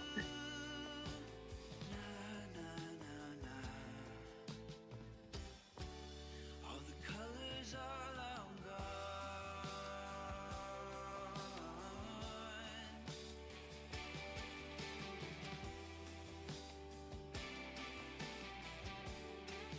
All the colors are long gone.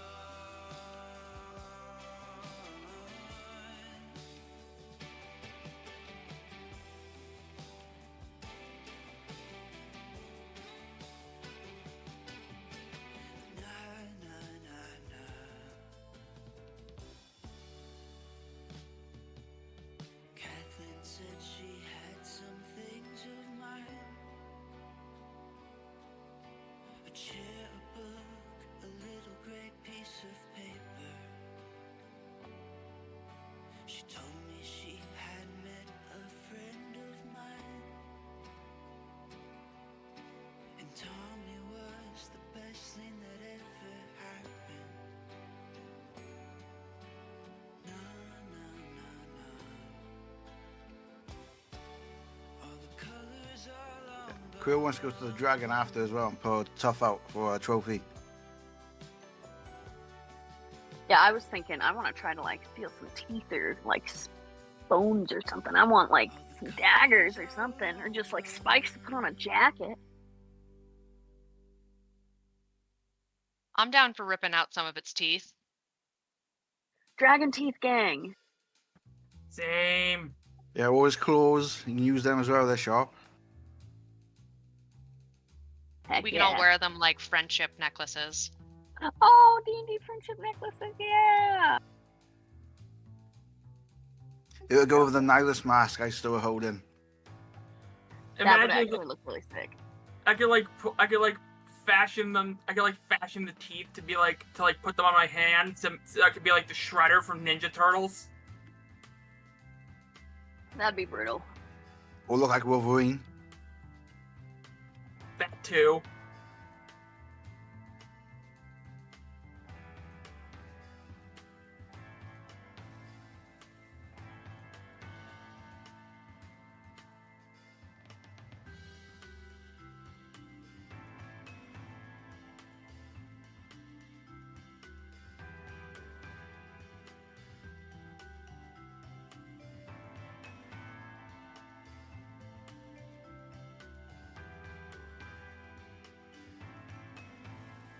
Well, Shredder was the first one that came to mind because his his blade claw things aren't retractable.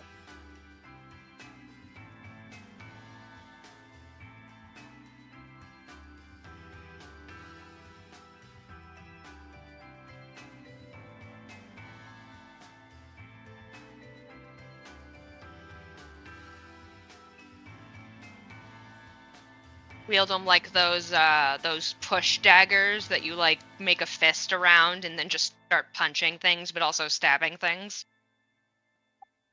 Oh, Is like that kind of like a size? switchblade fist? You mean like those things that Raphael uses? Those are size. Yeah. Oh. No, they're not the same. Size are actually defensive weapons. They're not meant for piercing or anything like that. Not the size, it's how you use it. No, Like what I Did you guys ever hear the theory about the Teenage Mutant Ninja Turtles and why they each got their own weapons? Of how they work? Yeah, because of their temperament. Is that it? Yeah. Yeah, so basically, since Raphael was always a hothead, Right. always wanted to fight, so he gave him pure defensive weapons. Yeah. Michelangelo was a goofball, and Gave him the one that you need the most control and focus. yeah. Yeah, I like that one. That was pretty cool. And Leonardo was the only one who was evenly tempered enough to be trusted with a blade. Yeah, I forgot what Donatello's was with the Likewise. Yeah, likewise. I think it's because he was so smart that that it offset to just give him a simple stick as his weapon because everything else about him was so technologically advanced. Yeah. Then there's also the offshoot that the Teenage Mutant Ninja Turtles are from the same universe as Daredevil.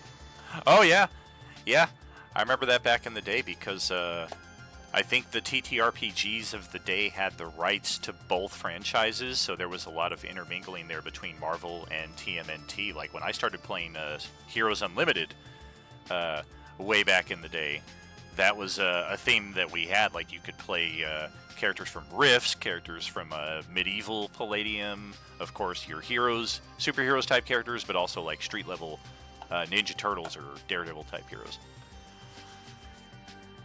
And upon reflection of this combat, I'm very unhappy with how it went down because I forgot a key ability of the dragon for the entire thing. So, in keeping with the time-space ambiguity of the system, we're actually going to rewind the entire combat back to last session and start it over from the beginning. At this point, of course, you figured out that I'm joking. Completely the opposite. This GM is very impressed with the tactics and wherewithal that your group put together in slaying this dragon, and the cherry on top was definitely our 100-foot in the sky mid-air suplex done by the Hawk. And as a result, each of your characters are going to gain an inspiration, a non-expiring inspiration. We don't get these very often. Yeah. And with that, Nicely done, team. the gas clouds will quickly disperse over the next several seconds. None of the corpses rise again. And looks like we are good to proceed, presumably into this cave. I mean, we've just been climbing these plateaus for session after session. And this is about as high as it goes before it looks like it's going to be either very difficult or impossible to really keep surmounting the mountain at this point. They've stopped becoming plateaus and just become very steep rock. But we have a cave here that may allow us a shortcut through the mountain if we so choose to take advantage of it. We have we a want dragon to loot corpse. the dragon's body Make You know. matching gear out of it. for souvenirs. Accessories. Yeah, it has no equipment or treasure to speak of, but its body itself could definitely be useful in a number of respects. Same. I would say. Sahar's gonna rip out one of the larger teeth Okay. and wants to fashion a sick ass necklace. let's have you guys roll survival checks to see what kind of goodies we're able to get and how intact they are. Okay. Hey, I'm actually decent at survival. Wonderful. Gotta love when those skills come in handy. Yo! What's going on here? 0, 1, 0, 0, 1. Yo! Hey. So you guys are like just mangling the corpse before Varys comes in. He's like, no! Stop what you're doing immediately! Let me show you how. And the Hawk is like, yes, this way. I've been trying to tell them. Oh. We're just too eager. We're riding the high of the fight. I mean, it's not often we come across something like this, so let's... My This H is finally Connie kicks in, and I'm like, hey, thing.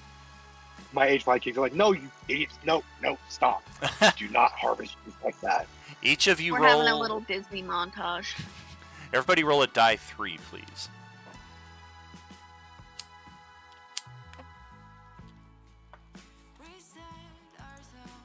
Oh, while I'm thinking of it.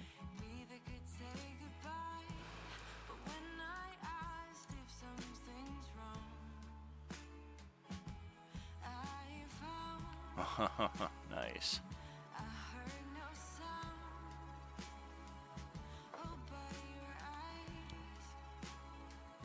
What was it again? I can't remember. Die 3. Yeah, but I forgot how to do it again. Oh, /. yeah, /R space the dice combination.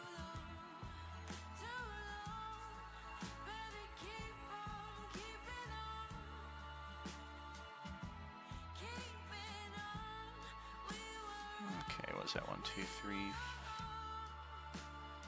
5, 6 of you. Still waiting on one roll here. Oh, nope, they're there. That's 4, 5, 6, 7, 8, 9, 10, 11, 12, 13, 14. Okay.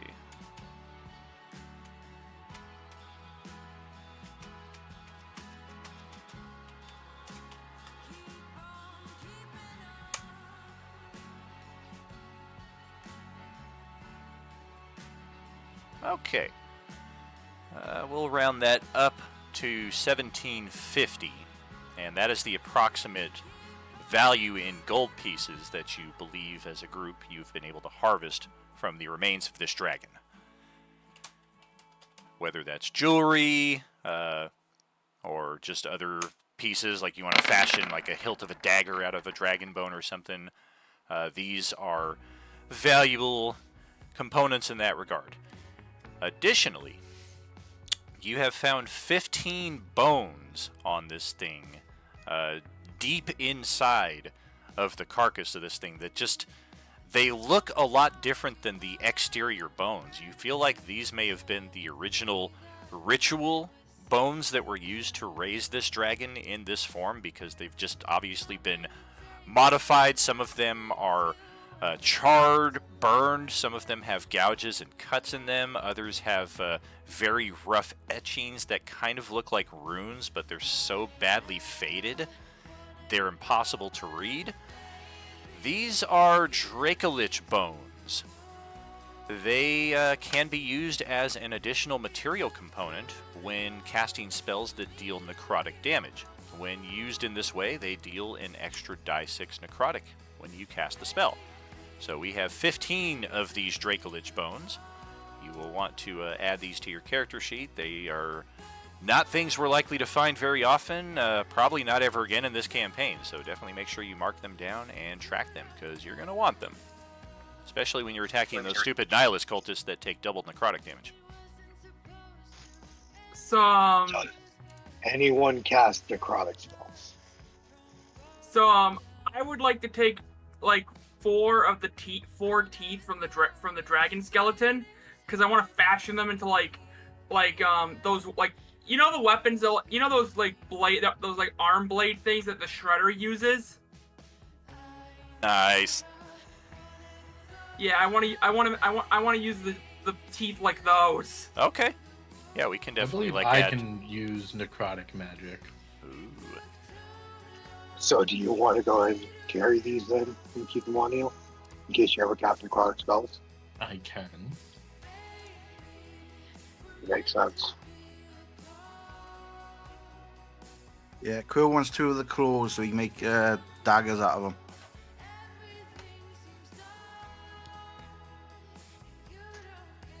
I'll just make a necklace out of teeth to wear it. Yep, just Sahar's gonna do the same. just Just determine cool. how much value each of the items that you're taking is worth, and subtract that from the 1750, and then of course we can divide that amongst the group if we're dividing that evenly among 7 or 8, counting Radabru. However y'all want to do it. What are you gonna say? 8-way split with the dragon worth of dragon bone, so we can like make our stuff that way. Sounds good. And then if anyone's got something that you're not going to use, they can post up in Discord chat and pass on. Yeah. Now, And DM, could you no. help me put those dragon teeth in my character sheet as like a weapon thing? I will certainly do so. They're probably just going to be like simulated short swords or something, but visually they will have the look that you are saying, and then possibly some extra additions because of their source material.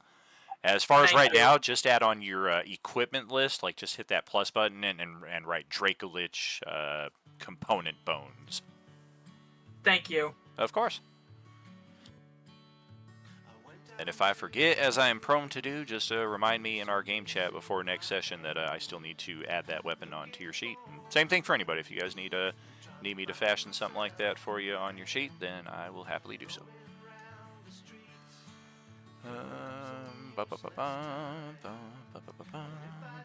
We're not in Star Wars. We are a little bit. A little bit. The guy who's got the lightsabers on the Thursday table, though. Although the Nihilist cultists are showing up everywhere. They recently came back to the Sunday evening table. They had the honor of facing them for the first time in our Act 5. Particularly chaotic battle, too.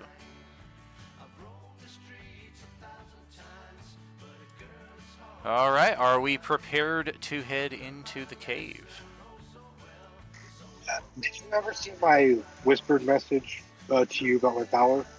Oh, I power did. idea? I did see something. I kind of skimmed over it because we were in combat. So let me scroll back up to that. I just copy. I can paste it right now. That one if you want. Oh, I got it.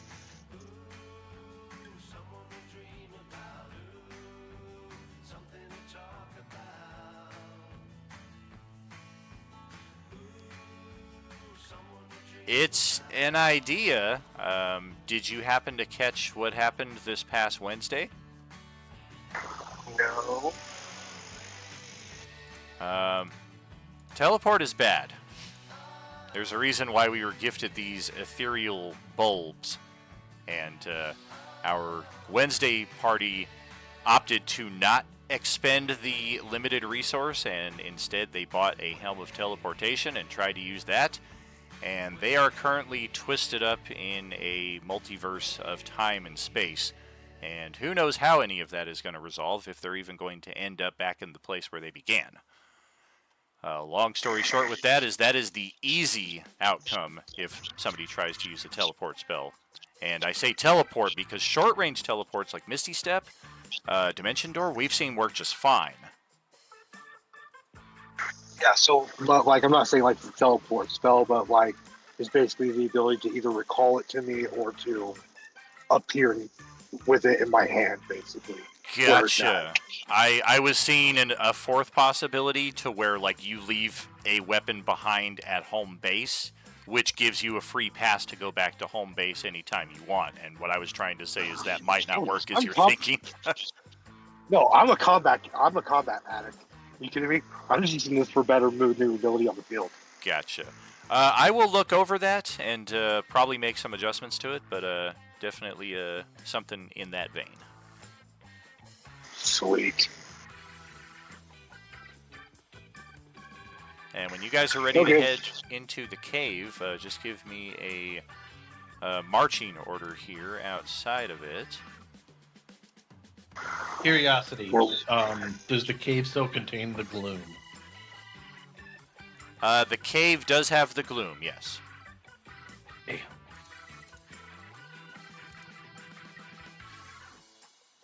So, were we gonna do any type of rest? Maybe a short one, I guess. We can do a short one. I'm more worried Yeah, about the the rest cleric. tracker. Yeah, Alark, aren't you empty? I have, as of right now, When was our last long rest? one level Not one long. Before the and boss one. battle. Yeah, it was before the boss battle. I have one level 1 and one level 2. And that's it. Yes, we took a long I- rest using the bulb back in session 12, so session before last.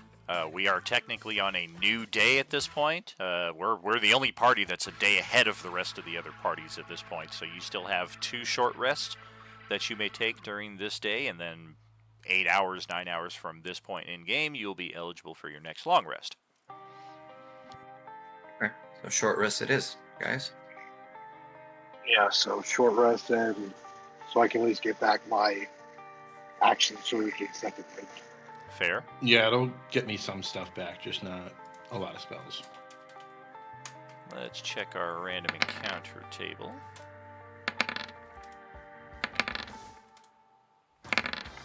Ooh, close. Guys, thought you felt something float above you in the gloom, just past that 60-foot visual marker.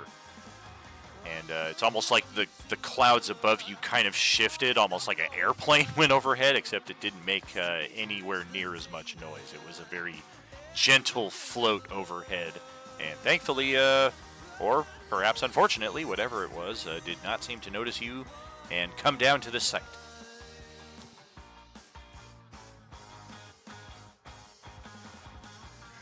So short rest. Yes, you may activate your Yeah. short rest over the next hour. Nothing comes to interfere with you.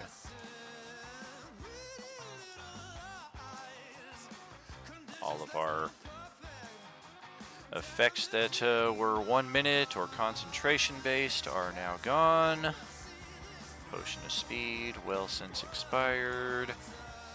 And as Talon will bring Tawny like gracefully gliding down towards the group, as he Superhero lands landing. and Tawny dismounts, he's going to boop back into a figurine, and Sahar will go and pick him up. Oh, all right. I believe it's 5 Figured. full days before we can use that again. That may be the last Yep. we see of our Griffin for a long while.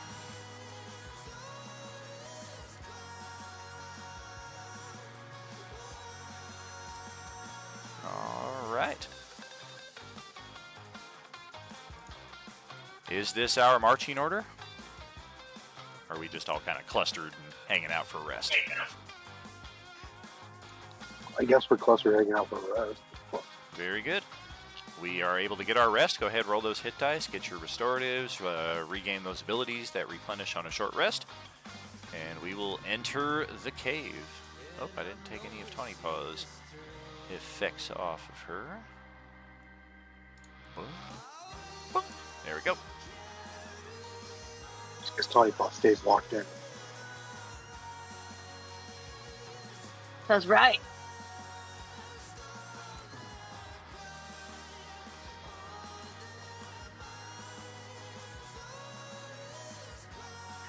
Going into a cave.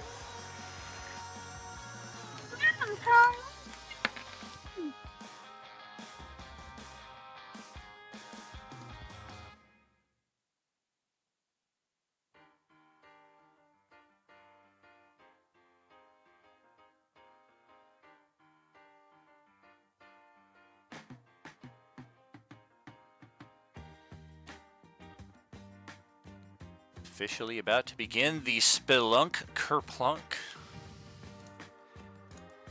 Once we get here into the cave.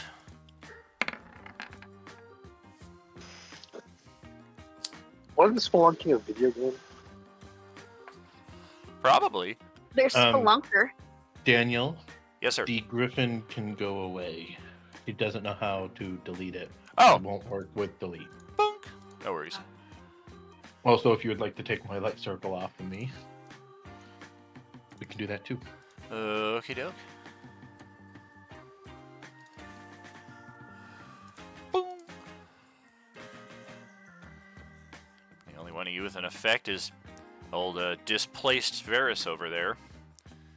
Really sucks when one of you guys are like in a moment of exuberance and you go to give him a hug and you miss it by 2 feet and you just end up face planting into the dirt and he's just like, ha ha, I'm actually over here. I believe we are ready for the cave. Alright, let's get our butts in here. Oh dear.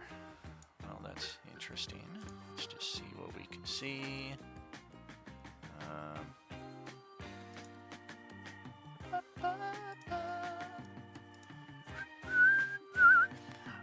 Are any of your characters actively carrying a light source? I know we all have goggles of dark vision, but some of you may just feel more comfortable with actual light. I mean, both Fenrix and Alaric have sunblades. Sure. I got beastie eyes. I mean, like actual fire, like a torch or a lantern or something. Moral support. Nope, I lost all my Oh, torches. yeah. Moral support. I got a torch. Technically, I have like 10 unlit torches Right. just chilling out in my bag of holding. Same. Technically, I lost all my torches, my bedroll, my water stealing, all that fun stuff. Gotcha. Okay, so of course we have them, but it doesn't sound like anybody's actively making use of them. We should use one in case we run into more of those, like, depressing vampires or whatever that can't be seen without light. Oh, shoot. Okay, well, if Sahar's gonna move up next to Tawny at point, take out 2 torches, hand one to Tawny and one to herself, and light them with her tinderbox. Sick. All right. Sounds good. So yeah, we're going to be making our way through this cave for a fair while, almost instantly beset with a number of diverging passages. So let's break out those survival Love dice it. again and see just which path we're finding will be the way out. The 21 was for Fenrix. Beautiful. Got 3 decent rolls there. Hawk's rolling good on those survival checks despite only having a +1. Varus coming in He as knows what he's expected. about. Carl's, yeah, we got a good portion of the group in agreement here. We want to take this particular path, even if it does feel a bit like the movie The Descent, and we're about to squeeze ourselves into a very tiny tunnel. That is such a great freaking movie. I don't like scary movies.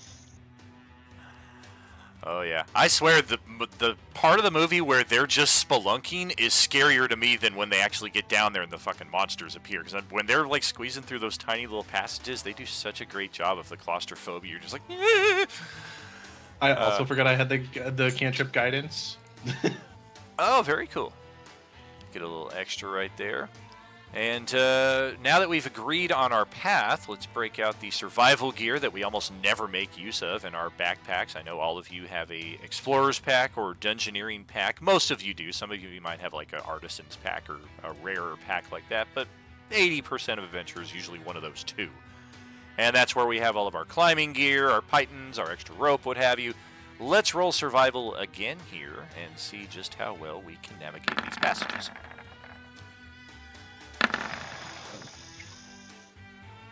Damn it, DM, you jinxed me. Oh, dang it. I'm gonna info. Oh. Ari's taking the nat 20 instead of that nat 1. I'm gonna add a D8. Oh, yeah, I'll add a D8 to it, see what Okay. happens. Alaric's likely just spamming concentration here every minute. Or, I'm sorry, guidance. Just for me. Gotcha, Yeah. gotcha. Woo! Nice hero point roll there. Carl ends up 13. Let's see what else we're looking at. That was last cycle. We got a 5, a 19, a 14, a 6, a natural 20, a 21 modified, a 23 modified, 13 modified. Okay, okay. Yeah, this is going to be negligible. It's going to be, unfortunately, randomly targeted, but some of you are going to get the occasional scrape and bump as we're making our way through some of these tight passages. Nothing too extreme, though. 9 of you in total. Let's see who the lucky 2 are. We are capable enough to save most of our group from taking any bad effects in this. For Alaric and Varys, however,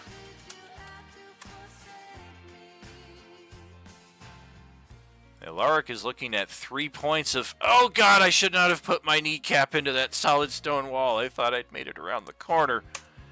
And Varys, likewise 3 points of, oh, I thought that ceiling was much higher than it is here, and I'm going to have a little scrape on my forehead here for a little bit. So, little And then I scratch regen damage. it. Yep, and then you'll regen then I that a regen few it. moments later. And at that point, we have a solid stretch ahead through a large cavernous opening that does not seem to have any particular way out. We kind of have to branch out a little bit to get sight of just how expansive this area is. And it's at about this point that there's a strong breeze in the cavern here once it opens up that almost instantly puts out any torches that you have lit. And accompanying that rather strong breeze is a equally strong chill that if your characters did not bring along cold weather gear, this is probably not a place you're going to want to hang out in for too terribly long. You are survivalists and adventurers, so by too long, I mean probably don't take a long rest in here. Maybe even a short rest would be a bad idea inside of these caves, but otherwise your natural passage of just moving from place to place, you're not likely to be hindered or restricted in any respect. We try to rest or anything here, we're likely to start taking exhaustion effects. And you said the torches extinguished? Correct. Alaric will pull out his sunblade and alight it. Very good. Yeah, the breeze and the chill in here does not extinguish a magical item in that respect. The chill intensifies as we progress further, though, to where there's like an active,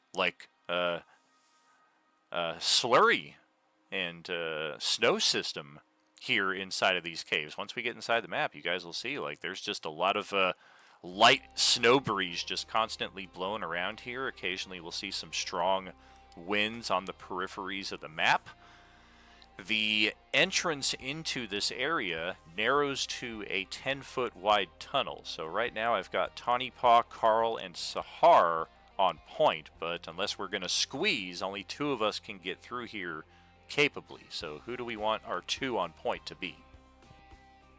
Maybe Alaric, since you've got the Sunblade, and one of us from the front.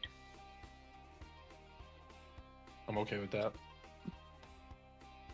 Maybe Alaric and Carl and Tawny and me can be right behind them. Sounds good.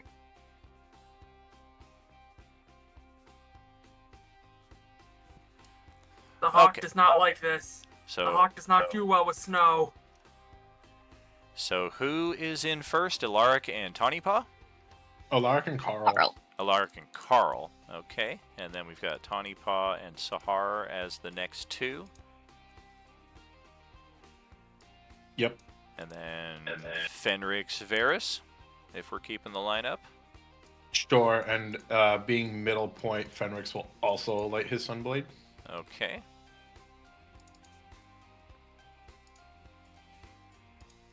And I think we've got a decent setup here. Let me just add a quality of life addition.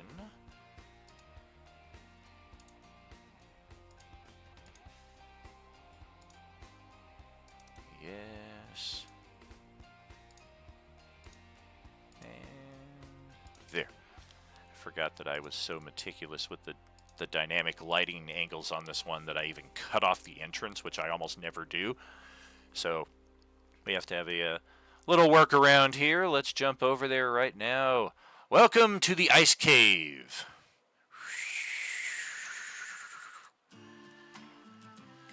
Our group will largely be starting just off the map here.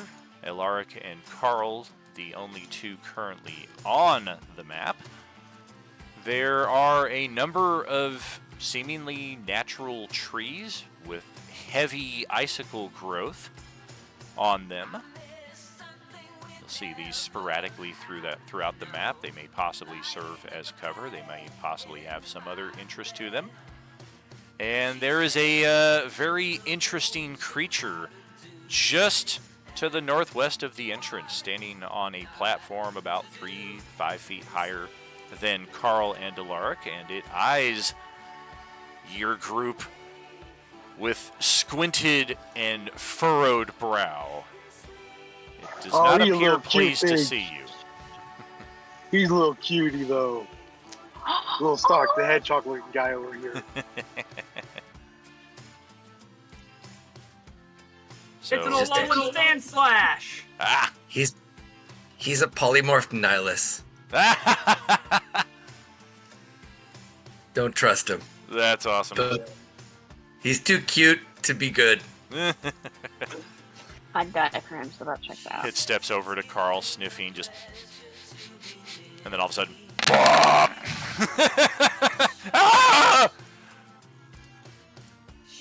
Knew it. Why? So, Carl, Alaric, it does not immediately react. It doesn't seem happy to see you, but it doesn't aggressively run out and attack you. So we do not immediately need to jump into initiative. How do we want to proceed? Carl's pretty good with animals, so Carl can talk to animals. Carl's a ranger, so he's a animal savant. He'll try and calm it down and tell it, that show that it means that we mean no harm before we Alright. proceed. Alaric's gonna look at everybody else and just kind of point to the east, as in like we're gonna slide that way. Feel free to take a single round of movement there, or half movement if you're trying to be stealthy. Let's check our... And I'll go right there. All right. Yeah, you can see another one of those, couple more of those trees already in the near distance. Give me 1 second here to get the sheet for our little cute creature here. Maybe it's a cute creature. I think that's what it is. Yes. Okay.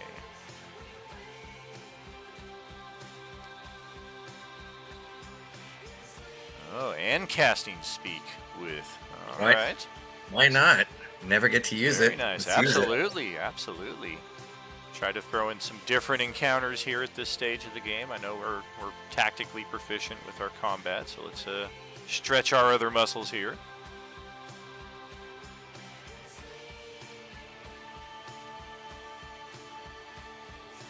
It seems confused upon your initial approach with the animal handling, although it still does not grow hostile. And once you gain the ability to speak with animals, you understand that it is speaking to you in Aquan, the language of water and ice elementals. And it just responds, "You are not the typical creatures that we find in here. What, you look as if you will freeze to death." Carl puts his hands up and says, "Mean no harm." Oh, good, because I would most certainly eviscerate you with a number of my spines if you were. Carl says, "What is this place?" This place is home, but it is not safe at the time being. It is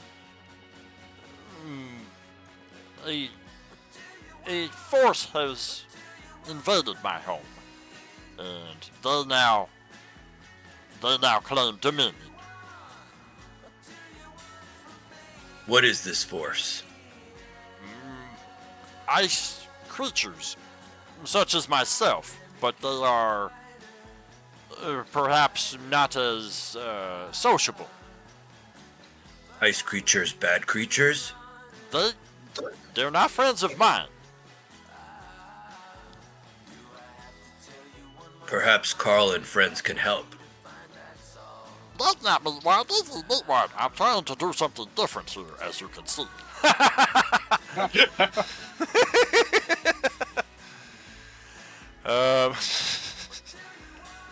I'm sorry, I missed your last question there.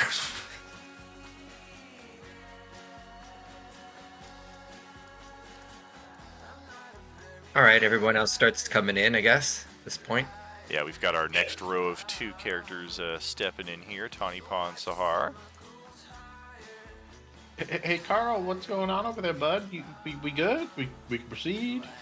Yeah, so I'll let everyone know that that the creature is an ice creature and a water creature, and that this is his home, and that it's been invaded by some ice creatures that are not so nice.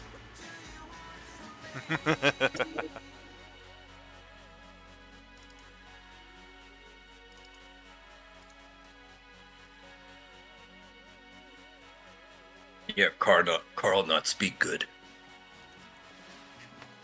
You careful proceeding forward. They will attack you when they see. It kind of scampers here and like digs into the side of this mount and very quickly just disappears inside what you presume is probably its home. Okay, I'm gonna tell everybody that it looks like there might be a fight ahead, so any prep they need to do, get going, because it looks like there's gonna be some hostiles in this place. So Carl's gonna start doing some prep. All right. Fenrix, go ahead and heal up another 20 points. I'm going to give you a potion of greater healing. Sounds good.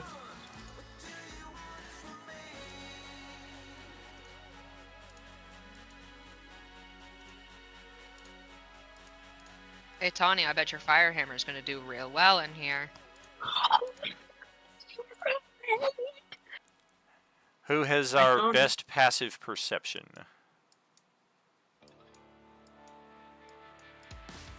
Alaric has 17. It's better than me. I got 15. Rose 13. 13, okay. 17 was our best, okay. All still seems quiet. There is the rush of the wind is the predominant noise that we are unable to make anything out through.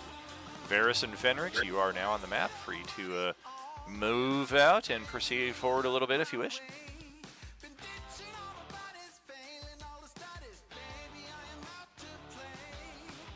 Carl's gonna activate his Bone Tooth Necklace relic and summon 2 bears to be his friends.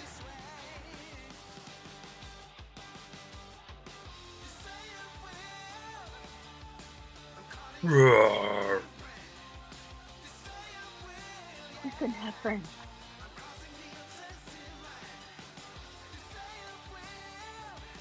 I hope they can bear the cold.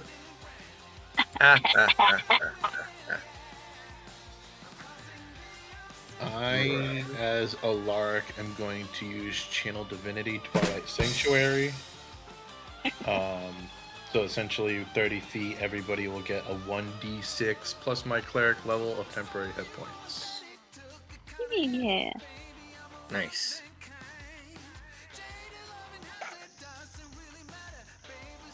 So do we roll a d6 or you roll it?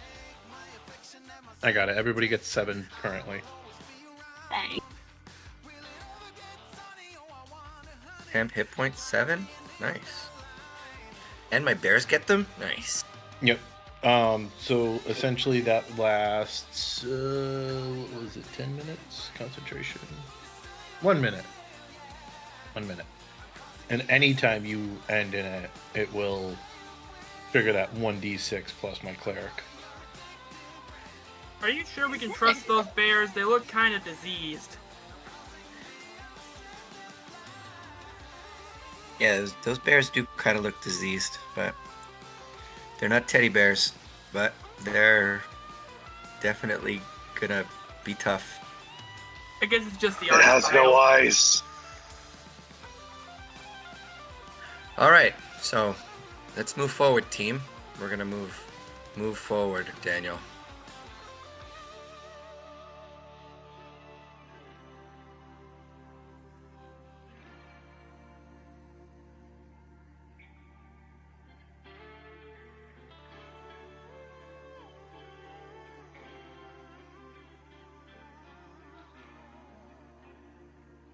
Oh, I see something.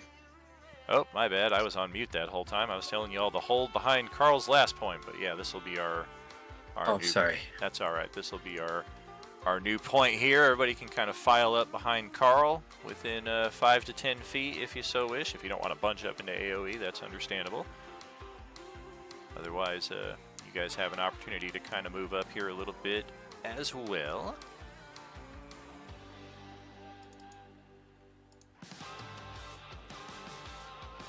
Don't forget about a turtle, buddy. Absolute. He's just doing a little bit. He's hitting it up before he enters the cave. He's like, man, I need some extra juice to carry me through That's this. right, man. It's hard to get a fucking like you guys. I can't get my lighter to flick, man. This bad news, man. It's All too right. chill in here. I can't get chill if it's too chill. So we have got a what appears to be some kind of mixture of ice and perhaps earth elemental. This seems to be something possibly even more than ice, possibly like a permafrost, if we had to take a guess at it. And up here, I mean, isn't it cute? It's like a chimera, except it's an onchimera. Instead of having the front legs and body of a lion, it's got the front legs and face of an onkheg. So, this ought to be an interesting something roaming around here. It also is worth noting that none of these creatures whatsoever appear to give a damn about the cold in here. I mean, you would expect that from the permafrost elemental, but the onchimera, possibly not as obvious, but it appears to be right at home in this environment. And once your characters get within sight of these monsters, and the monsters likewise respond to your presence, there is a loud bellow from an unseen creature that shakes a few icicles off of the roof and causes them to come crashing down around your feet. There's something else way up here that we are not yet aware of. That should set us up for the start of this combat. Let's get the turn order in place, get all of our initiatives going.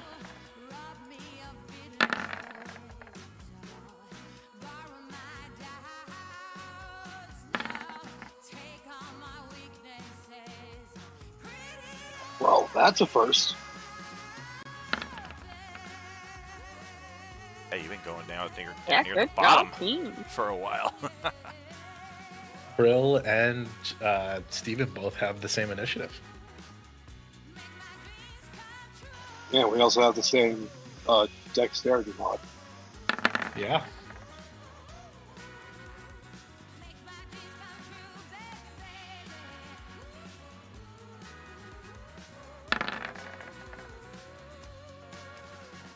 (11-11). I mean, that means I go first. Like, no ifs, ands, or No. buts. Doesn't No, matter no, what it you just roll. means that you No, make no, a no, wish. no, no, no. You just get one free wish. I mean, I wish that my initiative was the highest, and then it happens.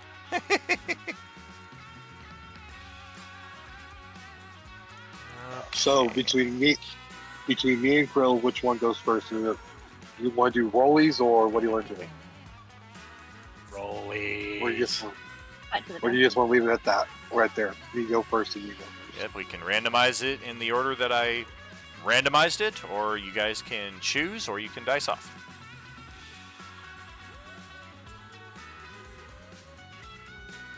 I don't mind either way. All right, roll d20. Whoever gets the higher one gets the higher spot.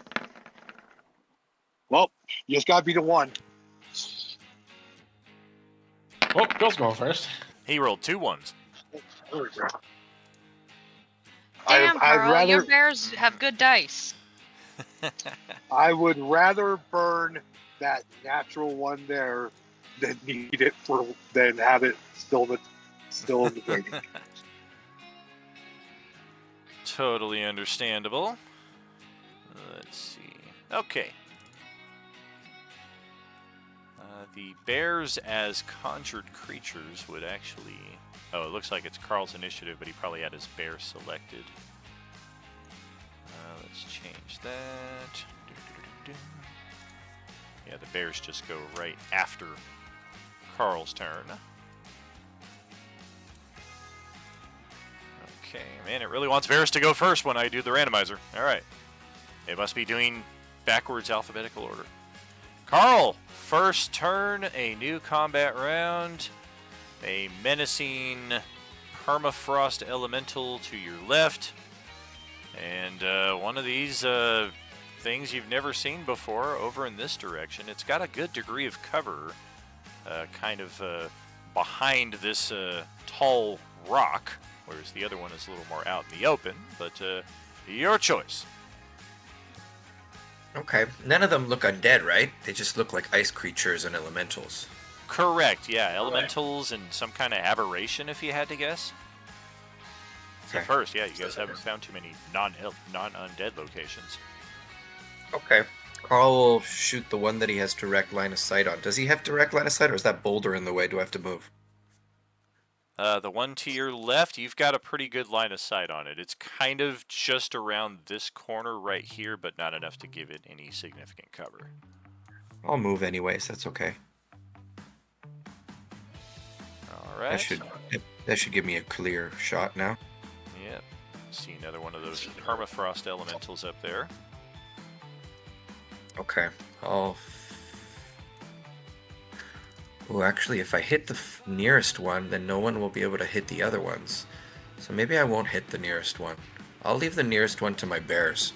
I'll round this corner and try and fire at the other guys then. Okay, so I can see both of them clearly, or no? I've actually got better cover from where you moved from him. Oh, sorry. I mean, I've got cover in either respect from where you're attacking, because this one is behind this tall stone that by moving west, you've kind of placed the stone more directly between the two of you. And this one you didn't even see until you really got further north, and it's kind of got this larger outcropping here, providing it a little cover bonus. Okay, I'll keep moving. I've got like 80 feet of movement or something on my first turn, so I should get. Right. It's not entirely obvious, but there is a 10-foot drop right along this line. Oh, sorry. Yeah, it was not obvious. Yeah, you'll need an athletics or acrobatics. The stairs to go down normally are actually right here next to this tree, and then you would kind of pass like through here. Oh, I couldn't see the stairs because of that white glow. Oh yeah. As somebody who well- spends a weekend up in the snow last month, that frickin' snow blindness is very real. Is there a way to get down there without having to do the athletics check, or no? So if I took the stairs? You'd have Can to I go get back. to the You stairs? could go back and take the stairs, or you could just not roll the check and take the damage. I was here when I started, so... Like that? Could I take the stairs? 1 second. Let's see. So you can, but we do need to commit to this because it's here that you're like, oh, there's another one up here, so I'm going to target that one instead. So we do need to at least commit 10, 20 feet Sure. to get there, and then after that, yeah, you can certainly go back down the stairs.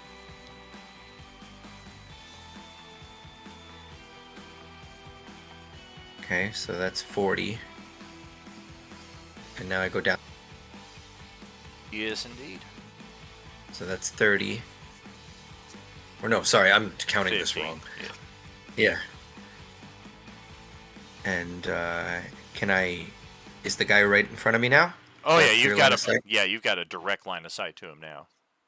Perfect. Okay, then that's what I'll do. Okay.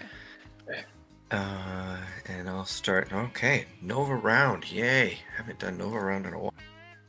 So I get 4 attacks, 2d6s added to every attack on the first round, and a d8 on one of the attacks because of Gloomstalker.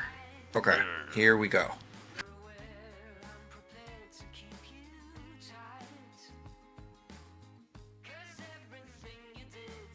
Good.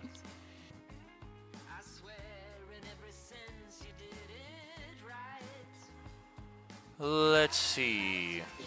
Ooh, that all of- crit is gonna be nice. Yeah, all of those except the last attack are gonna hit. I was supposed to do 4. Sorry, I don't know why I did only 3. I thought I did. You 4. did do 4. I just posted something between attacks 1 and 2. Yeah, you have 15 plus 2 for the first one. Yeah. Oh, I didn't even see that first one. Okay, I missed that one. Okay, so I'm gonna do. Okay, so did you say all of them except 1? Correct. Yeah, the last one does not hit. Okay. AC for our guy here, 16. Okay, let's use an inspiration on that one. And turn it into the 17 plus 2. Okay. And let's fire away. So that's all the piercing damage. I'm gonna do the crit damage on the 32. So that one is 4d6. And 2d8.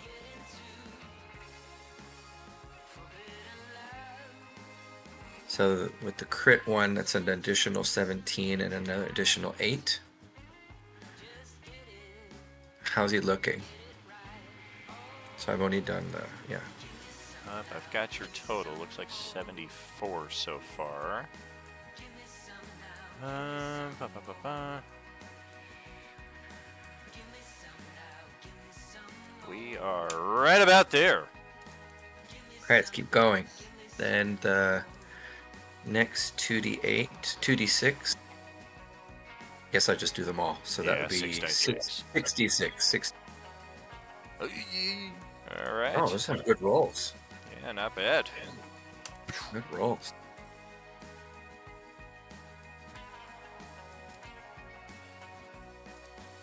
And I think that's it because I don't get favored foe.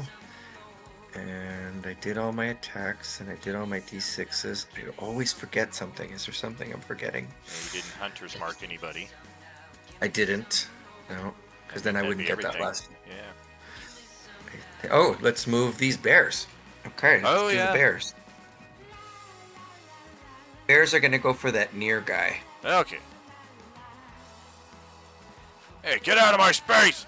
Brr! You stand over here like a civilized animal. Okay, so let's go to the bear character sheet. All right. Should be just Okay, beneath bears your get. own. They make 2 attacks, one with bite and claw. So I'll just press multi-attack and see what happens if I press multi-attack if it does all of them. No, that just tells you what you can do. No, you have crap. to individually select them. Okay. My griffin's the same way. Yeah, that's the monster character sheet that you guys got there. Oh, miss! Miss! Hit! Miss! Well, 12 damage. Unfortunately, it's non-magical damage, and we are resistant to that, so we will take 6 damage off of that.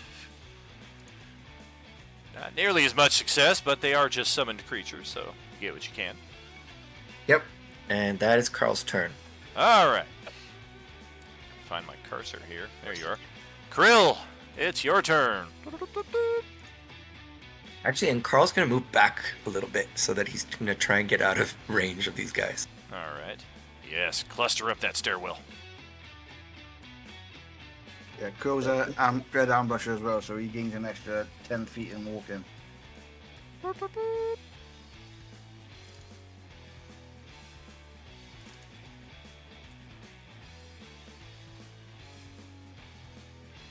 and he attacked the one that Carl just did as well with his short bow. Okay.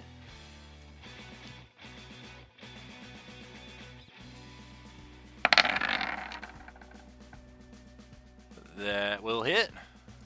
Damn, those suckers are tough. And because of Dread Ambush, he gets another attack. Ooh, another hit. And he ends there. Okay. That's over to Varys for turn number 1. You don't get a you don't have second attack? You don't have extra attack yet, bro? No, I don't. Oh, okay.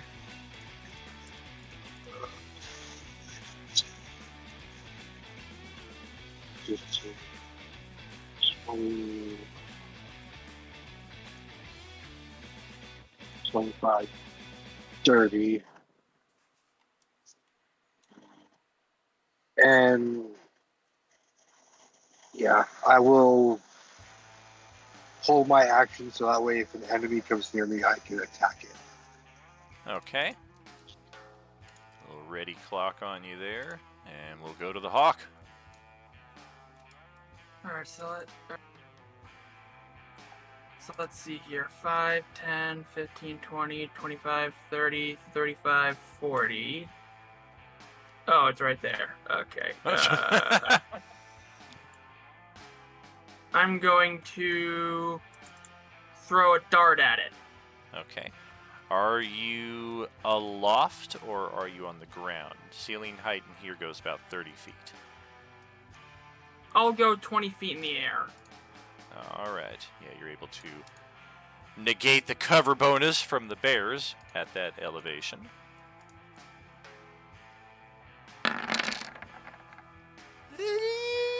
Natural 1. That's not what you want to see.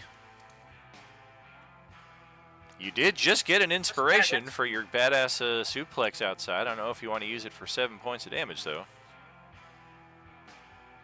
Technically, it would be 9 points of damage because your crit is not set correctly, but even still, I don't know if you want to use that or save it for I'll just perhaps go a for my extra defensive. attack. I'll just go for my extra attack. Wait, what kind of character carries 2 darts on them? This seems extreme. Oh, that's a miss too. I believe you actually got like 10. I have 10. 10. Make So that- like you're fully prepared to make go to the that- bar and throw down. 8. All right. Make that 8. Yep. Yeah, this thing just snatches them out of air and stashes it inside of its non-existent pouch. You're never getting these back. Well, okay, if that's it for the Hawk.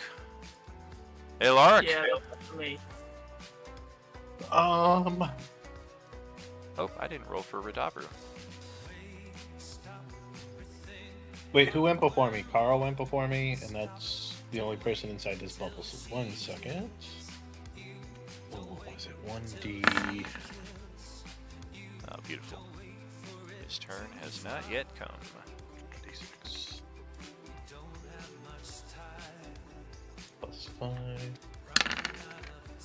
+5. Carl, you can replace your 7 with 8 temporary hit points. Got it.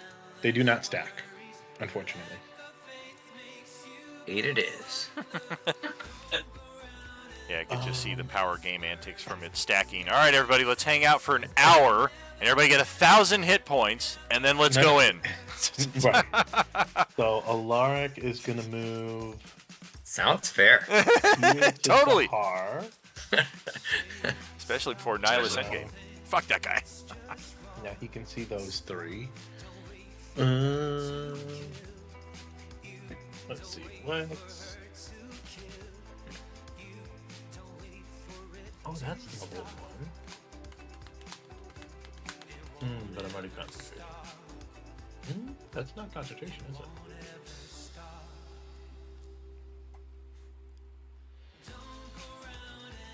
All right, let's ease up on the 30-foot radius stuff. No. That's what I already have on. Oh. I was seeing if it was concentration. Are you turning it off then? No. Damn it! But what happens if I upcast that? You can target an additional creature. Alright then. We're the blessing people. So that makes it, you could target a roll d4 up to 4 creatures now. Okay, so let's see. Tawny Paw, Carl, Krill, and Fenrix. They all blast. What? Oh, I'm sorry. Tawny Paw. It doesn't matter what you think. I mean, we did just kill an ancient dragon. What? So Well, that no is shit. That is his action. Bonus action. Let's. Is this a bonus action? What? It is. We're gonna harness divine power. I get 1 level 1 back. What? I love when Punk did it to Austin. It's annoying, isn't it? Yeah, it's annoying. What? What? That will end Alaric's turn. Okay, let's go over to Tawny Paw. Just sitting over here. Almost got crushed by that die 6. Good thing I moved the map. So, all right.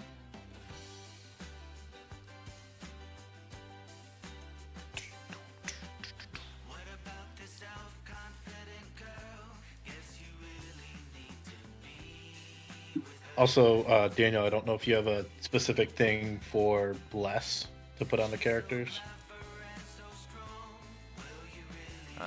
Let's see. I do. It's one of the earliest effects. Give me the. Who was it again? Carl and. Carl, Tiny Paw, Brill, and Fenrix. Fenrix and Krill. There's Krill. Okay, done deal. Hedgehog kind of pops its head out again briefly to see what's going on before it steps back into its space. All right. So this thing that's blocking my sight to the left is a pillar, right? Oh yeah, it's a pretty sizable stalactite. Stalagmite. Mite? Tight is up close with the ceiling. Yep, always get them backwards. Up tight with the ceiling. Yeah, tights hold on tight to the ceiling. Mites are on the ground.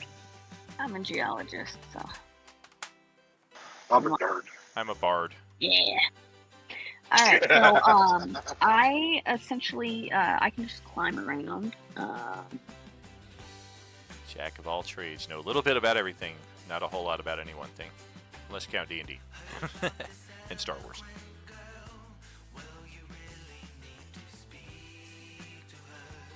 Okay, so with that, I'm just gonna climb sideways on this pillar to get to Okay. this space. And since I can't do that on the map, I'm just gonna move my token to where I want to go. Sure.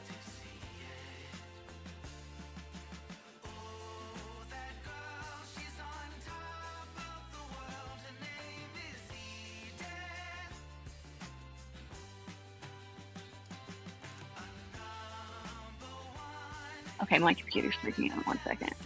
Womp womp. Trying to find the new shifter icon for you here. Oh, there it is. The one that actually is a wolf. Thinking like moving up over here kind of thing. Oh, what the hell? Not Yeah. let me move you over there either. There we Oh. go. Bunk! Yes, thank you. It, like, Thank you. shunted Yeah, you that's back. where I wanted to go. Yeah. All right. Take it away. All right.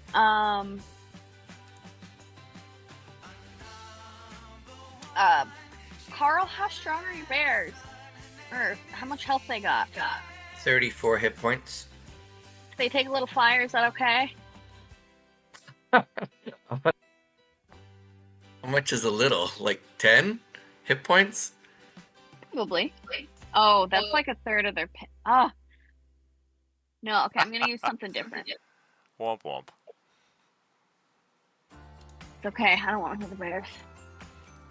All of a sudden, Tawny Paw reaches into her bag of tricks and busts out. Whoa, where'd you get that? Yeah. She stole it from Aldwin. She's got a bear spray spell. Oh, the Corpse Slayer. All right. Well, the first looks like both of those will hit thanks to the flank. No Oh, cool. extra undead damage there. Yeah. 18, 20. Did you rage also or no? No rage. Okay. Boom, boom, boom, boom. Got it. All right. And that'll be it for Tony. All right. Let's go to Sahar's turn here.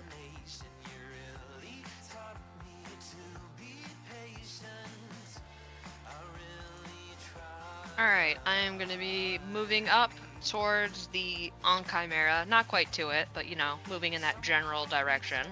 Okay. About here. And as I reach my location, as my action, I am going to drink one of my potions of invulnerability and gain a resistance to all damage. Woohoo! That's for 1 minute, And- yeah?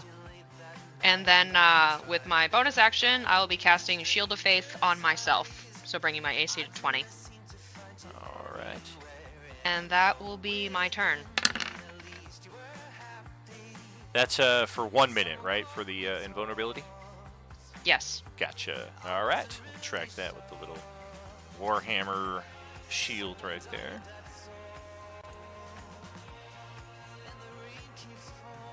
And if that's it for that, it's time to start a bunch of turns for me before Fenrix goes and closes out the round. Okay.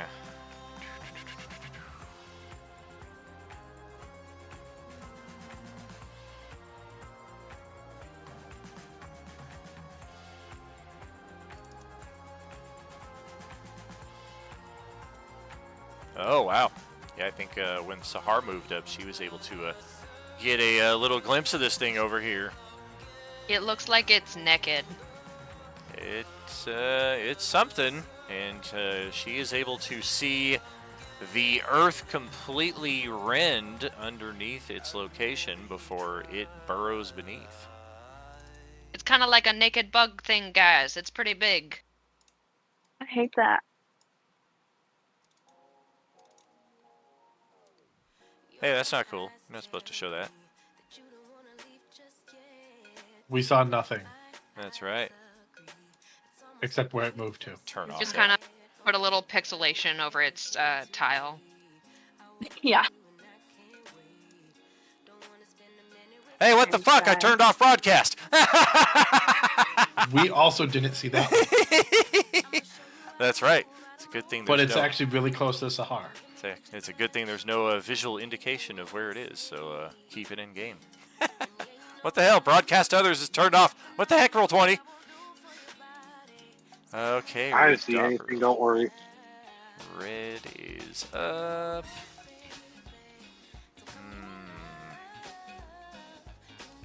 I am going to hold my breath.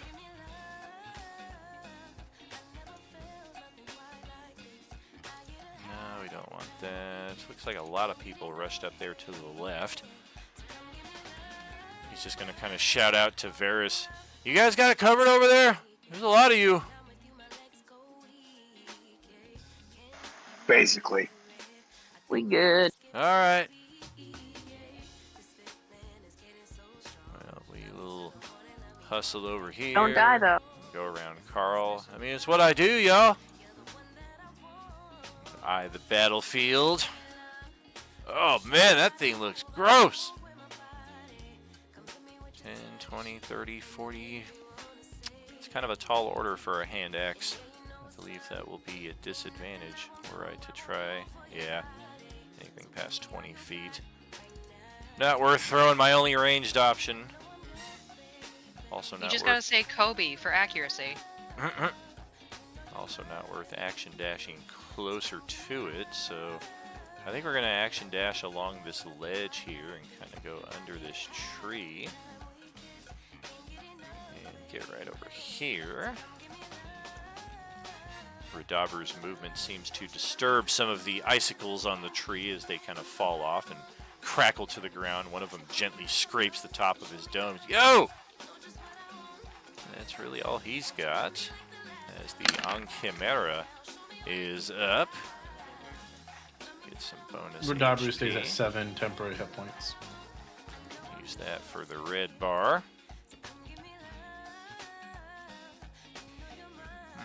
Okay, Ankemera is up.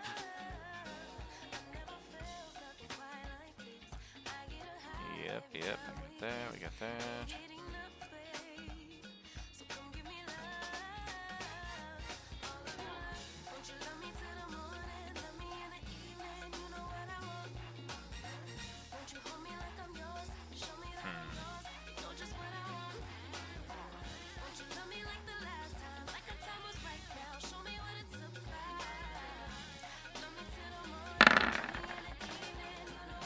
Okay. Alright, we're gonna move right over to here.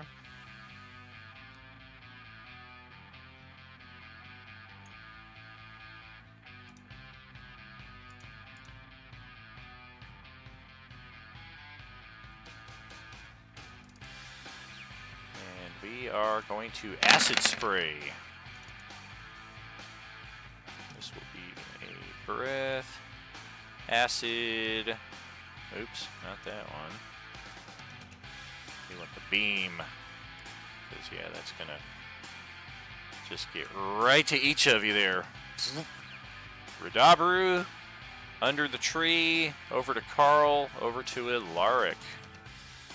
Carl, you can add a D4 for Bless. Nice.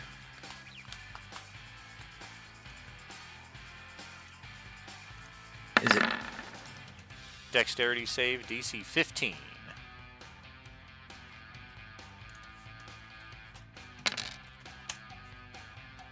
Well, I miss mine. Uh-oh. And then I also have to make a Constitution saving throw. Wait, take a hero point, roll D8. Okay.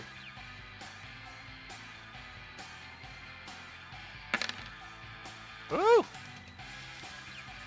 I will make mine with a 19.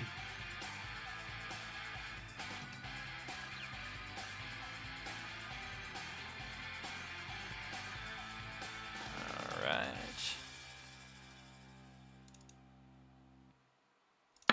And it's our last session for the next month's streaming set. So Bergman, you're Oh, yeah. Yeah, next And I'm month ought to pretty be sure that interesting for the inspiration and hero points because we'll have twice as many sessions. Pretty sure that 14 saves on my Constitution. I took 10 points of damage. Yeah, DC would be 10. Half the damage or DC 10, whichever is higher. Less lives. All right, so we did some damage there. Let's check Rodabru's dexterity save. Not his best, not his worst. Oh dear. Well, that could have been better. 21 acid damage. He'll take 14 because he has temporary. Yeah, he does. let's see. Roll a D8 for his dex save.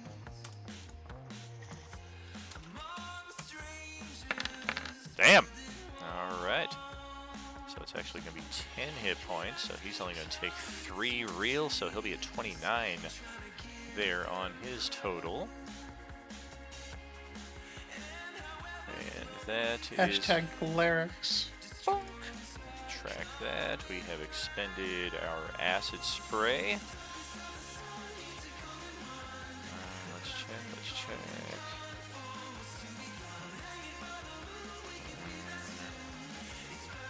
Use that in place of that. Wow, okay.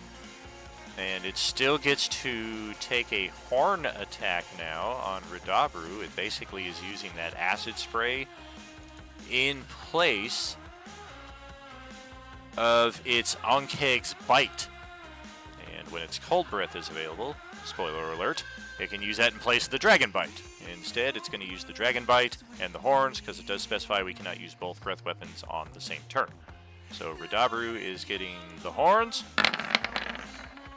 Ouch! And the dragon bite. Oh good, natural 1. Does the goat head just scream? Like in the newest Thor movie. That's all they do. They just scream. Oh, Oh, I was thinking of that Taylor Swift song. Alright, so we'll take that. Carl will take 10. Looks like he got that. Alaric got his. Here's an interesting one.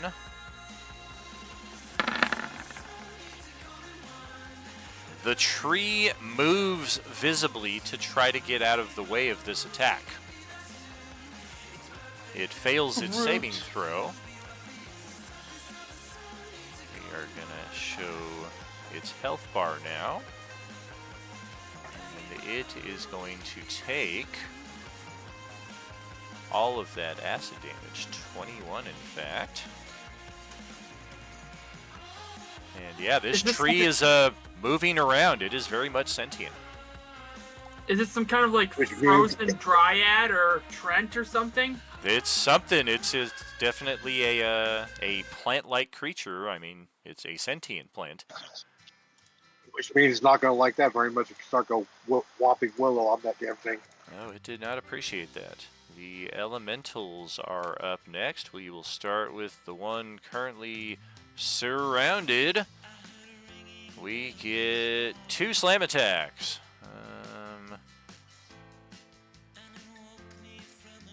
Yeah, I think we're going to do this since we're completely surrounded. We're going to do this instead. The Permafrost Elemental brings both of its fists down, striking the ground and sending shards of ice from its body flying at nearby creatures. Each creature on the ground within 20 feet of the Elemental must make a dex saving throw. That's pretty much everybody there, except for the Hawk, who's floating up above. And on a failure, you're taking bludgeoning and cold damage. Don't worry about that 8 damage there. I'm going to be rolling that separately right here. And you will be infected with a primordial plague. That's fun. What's the DC? DC is 14 dexterity.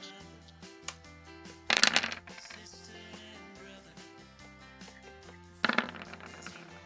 Wow. I'll use my inspiration to get to 15.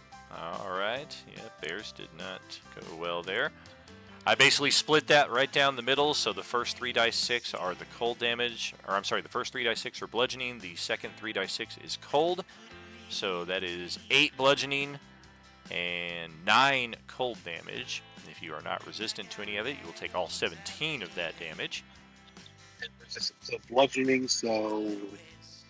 Apply that appropriately. You'll take half of that 8, so you'll take 4 and 9. And then the Plague Bearer trait. Yip, yip, yip.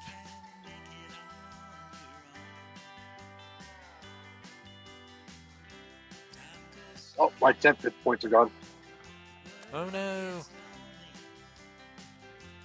Good thing you get them back when you had your turn. I'm out of my protective bubble. Alright, the effects of this plague are not immediately obvious, so I'm going to put markers on our infecticated allies here.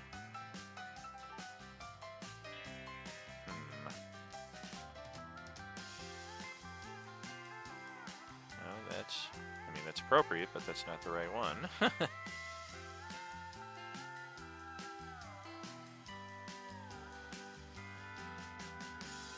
There we go. Oh, dang it. I just found it. Okay. Bong. You've got a plague. You've got a plague. Varus and Tawny Paw both made their saves. Yep, looks like. So you will take... that is an all or none effect, so you take nothing at all. Additionally, the bears are knocked prone. Daniel, it does say on its success, creatures take half the damage. Oh, good catch there. I just kind of eyeballed it. Yep, all the way down at the bottom. Yeah. You are not knocked prone or infected, so you will take 4 and 4. You take 8 damage total if you take half. And that's that. That's our attacks. Bum.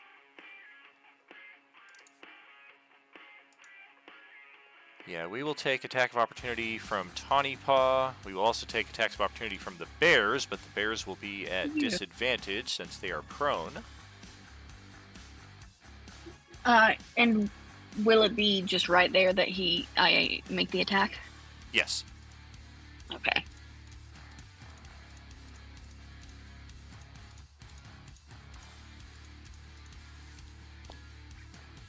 That will hit. 8 damage. Bonnie, don't forget that you can also use the D4 on attack rolls and saving throws for Bless. Both Ooh, of those yes. attacks will miss from the bears. And our permafrost elemental friend here is going to burrow. Oh snap! He gone.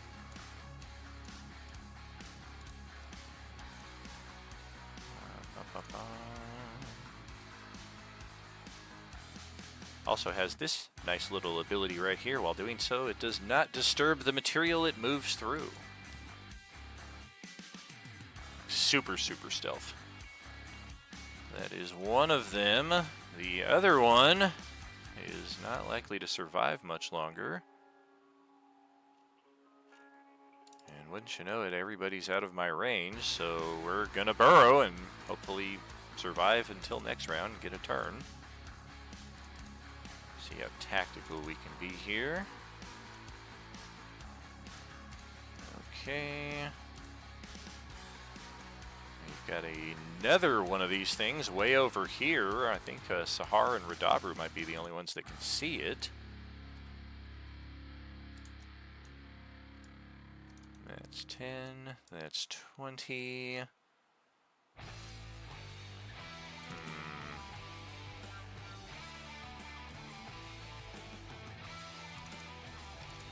Yep, it is in fact going to pause right there and then go 20 feet directly north.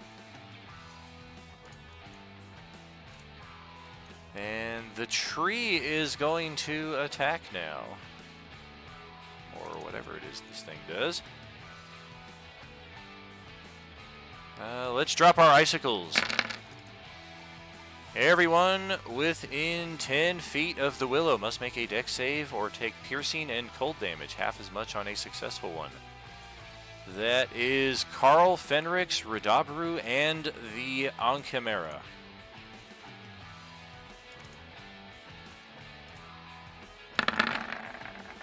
Oh, Ankh-Chimera's going to fail.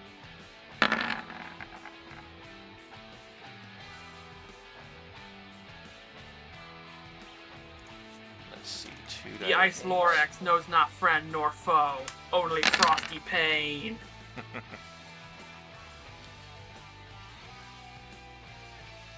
And you can see our damage distribution there, 2d8 plus 2d6. So if you made the save, half of the 6 and half of the 7. So 3 and 3 is your total there. If you failed the save, you will take all 13 of that. Fenrix had just enough temporary hit points that he has 1 left. Oh, nice.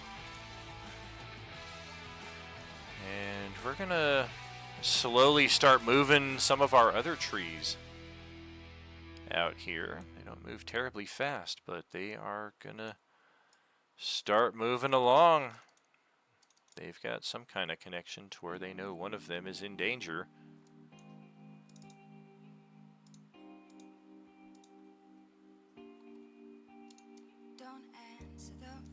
That's all of you. No action dash. Okay, Fenrix to close Question. out the round.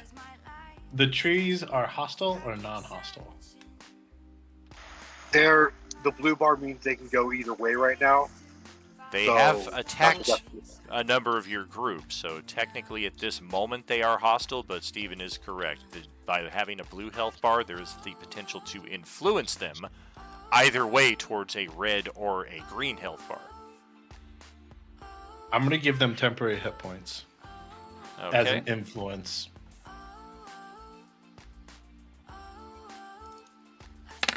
So those two get 7 temporary hit points, hopefully to sway them to our side. Okay. And then Fenrix is going to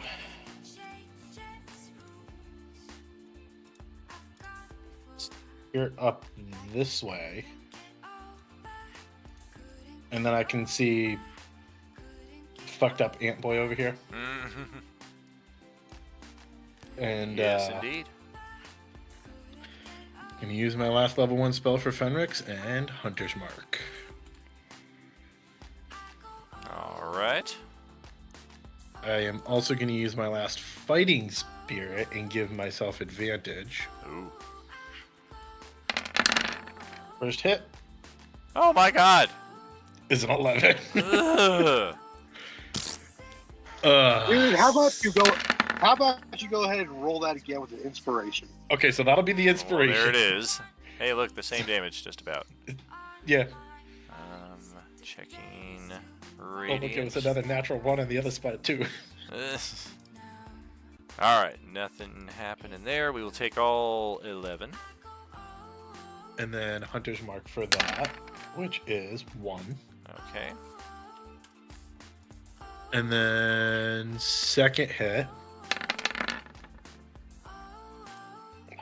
is a 12. Oh, for goodness sakes, dude. My armor Dude, class is a take- 14. It's not that great, but you need to roll better than that, man. One more inspiration.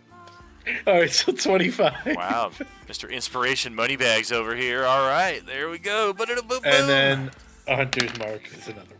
Man, if you're gonna do the 1 point at a time, I'm not even gonna track it anymore. That's ridiculous.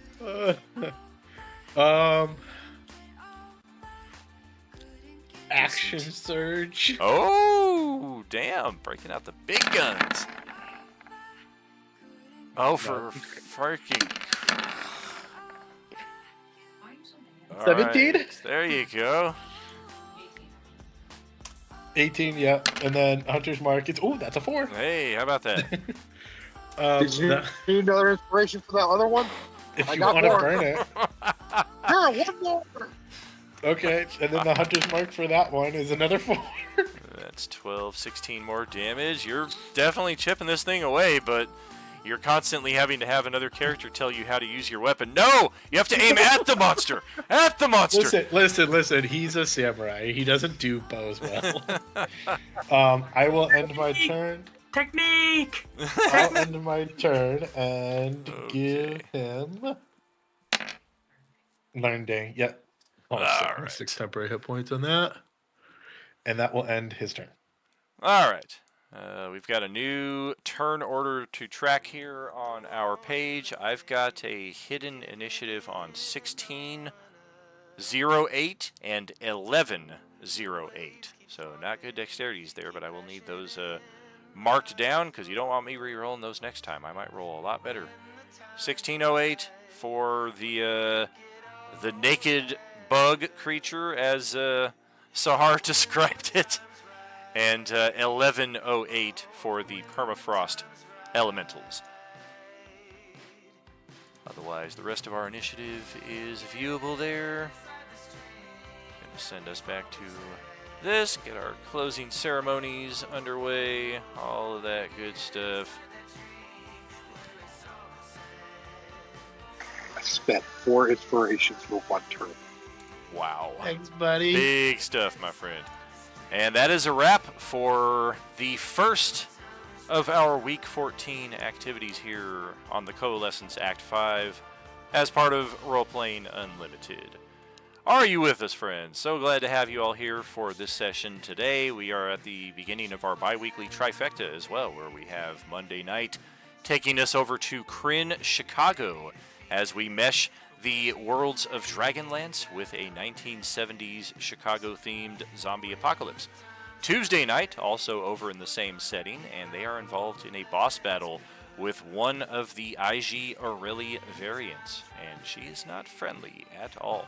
She is perhaps one of the most bewildering and flustering foes that we have encountered thus far, as she has a unique ability called Your Chosen Place. When one of you attack her, she looks at another of your allies and says, no, I'm going to be where you're at, and they're going to be where I'm at, and they're going to take that attack for me. And it's happened multiple times already. She is very difficult. We will see that resolve on Tuesday. Tomorrow night we are back, 6 p.m. Pacific, with the next section of the Coalescence Act 5. Thank you for being here today. Thank you for that resub there for the 14th month from Johnny Sly. Thank you for our new follows, getting us over that 350 mark. And as always, friends, you know it. There's no RU without you. Have a great day. We'll probably be back later today with a video game stream or two. Much love, all. Good night.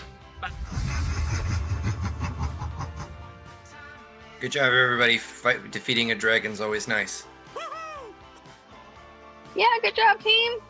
Yeah, See we you did. next time. Dan, did we level up from the dragon or? That's a No, good we question. didn't. Did we level up from the dragon, Daniel? He would have told us if we would have leveled up. He would have told us. Sometimes I do forget, but if you check the table info channel, there is a actual listing of when you can expect your next level up. The group level minimum will go up to 6 at some point during the month of April. So we're getting close, but we're not quite there yet. Okay. Have a good one, guys. Have a good one. I'm a Bye, goat. I'm everybody. a Ormy. Bye, Chinese everybody. dude. See you later.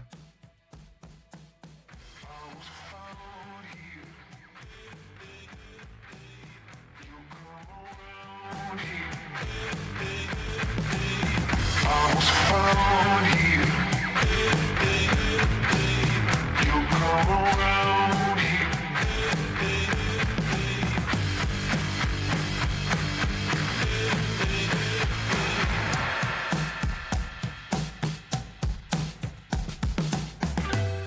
I was found here.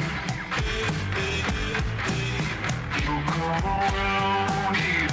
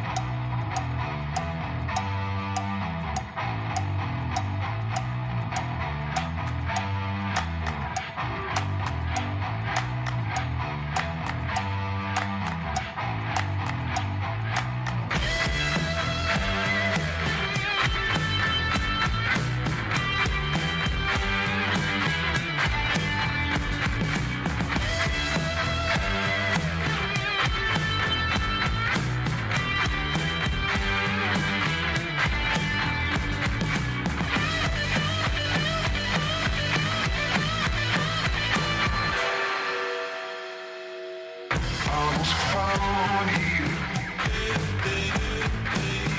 You come around.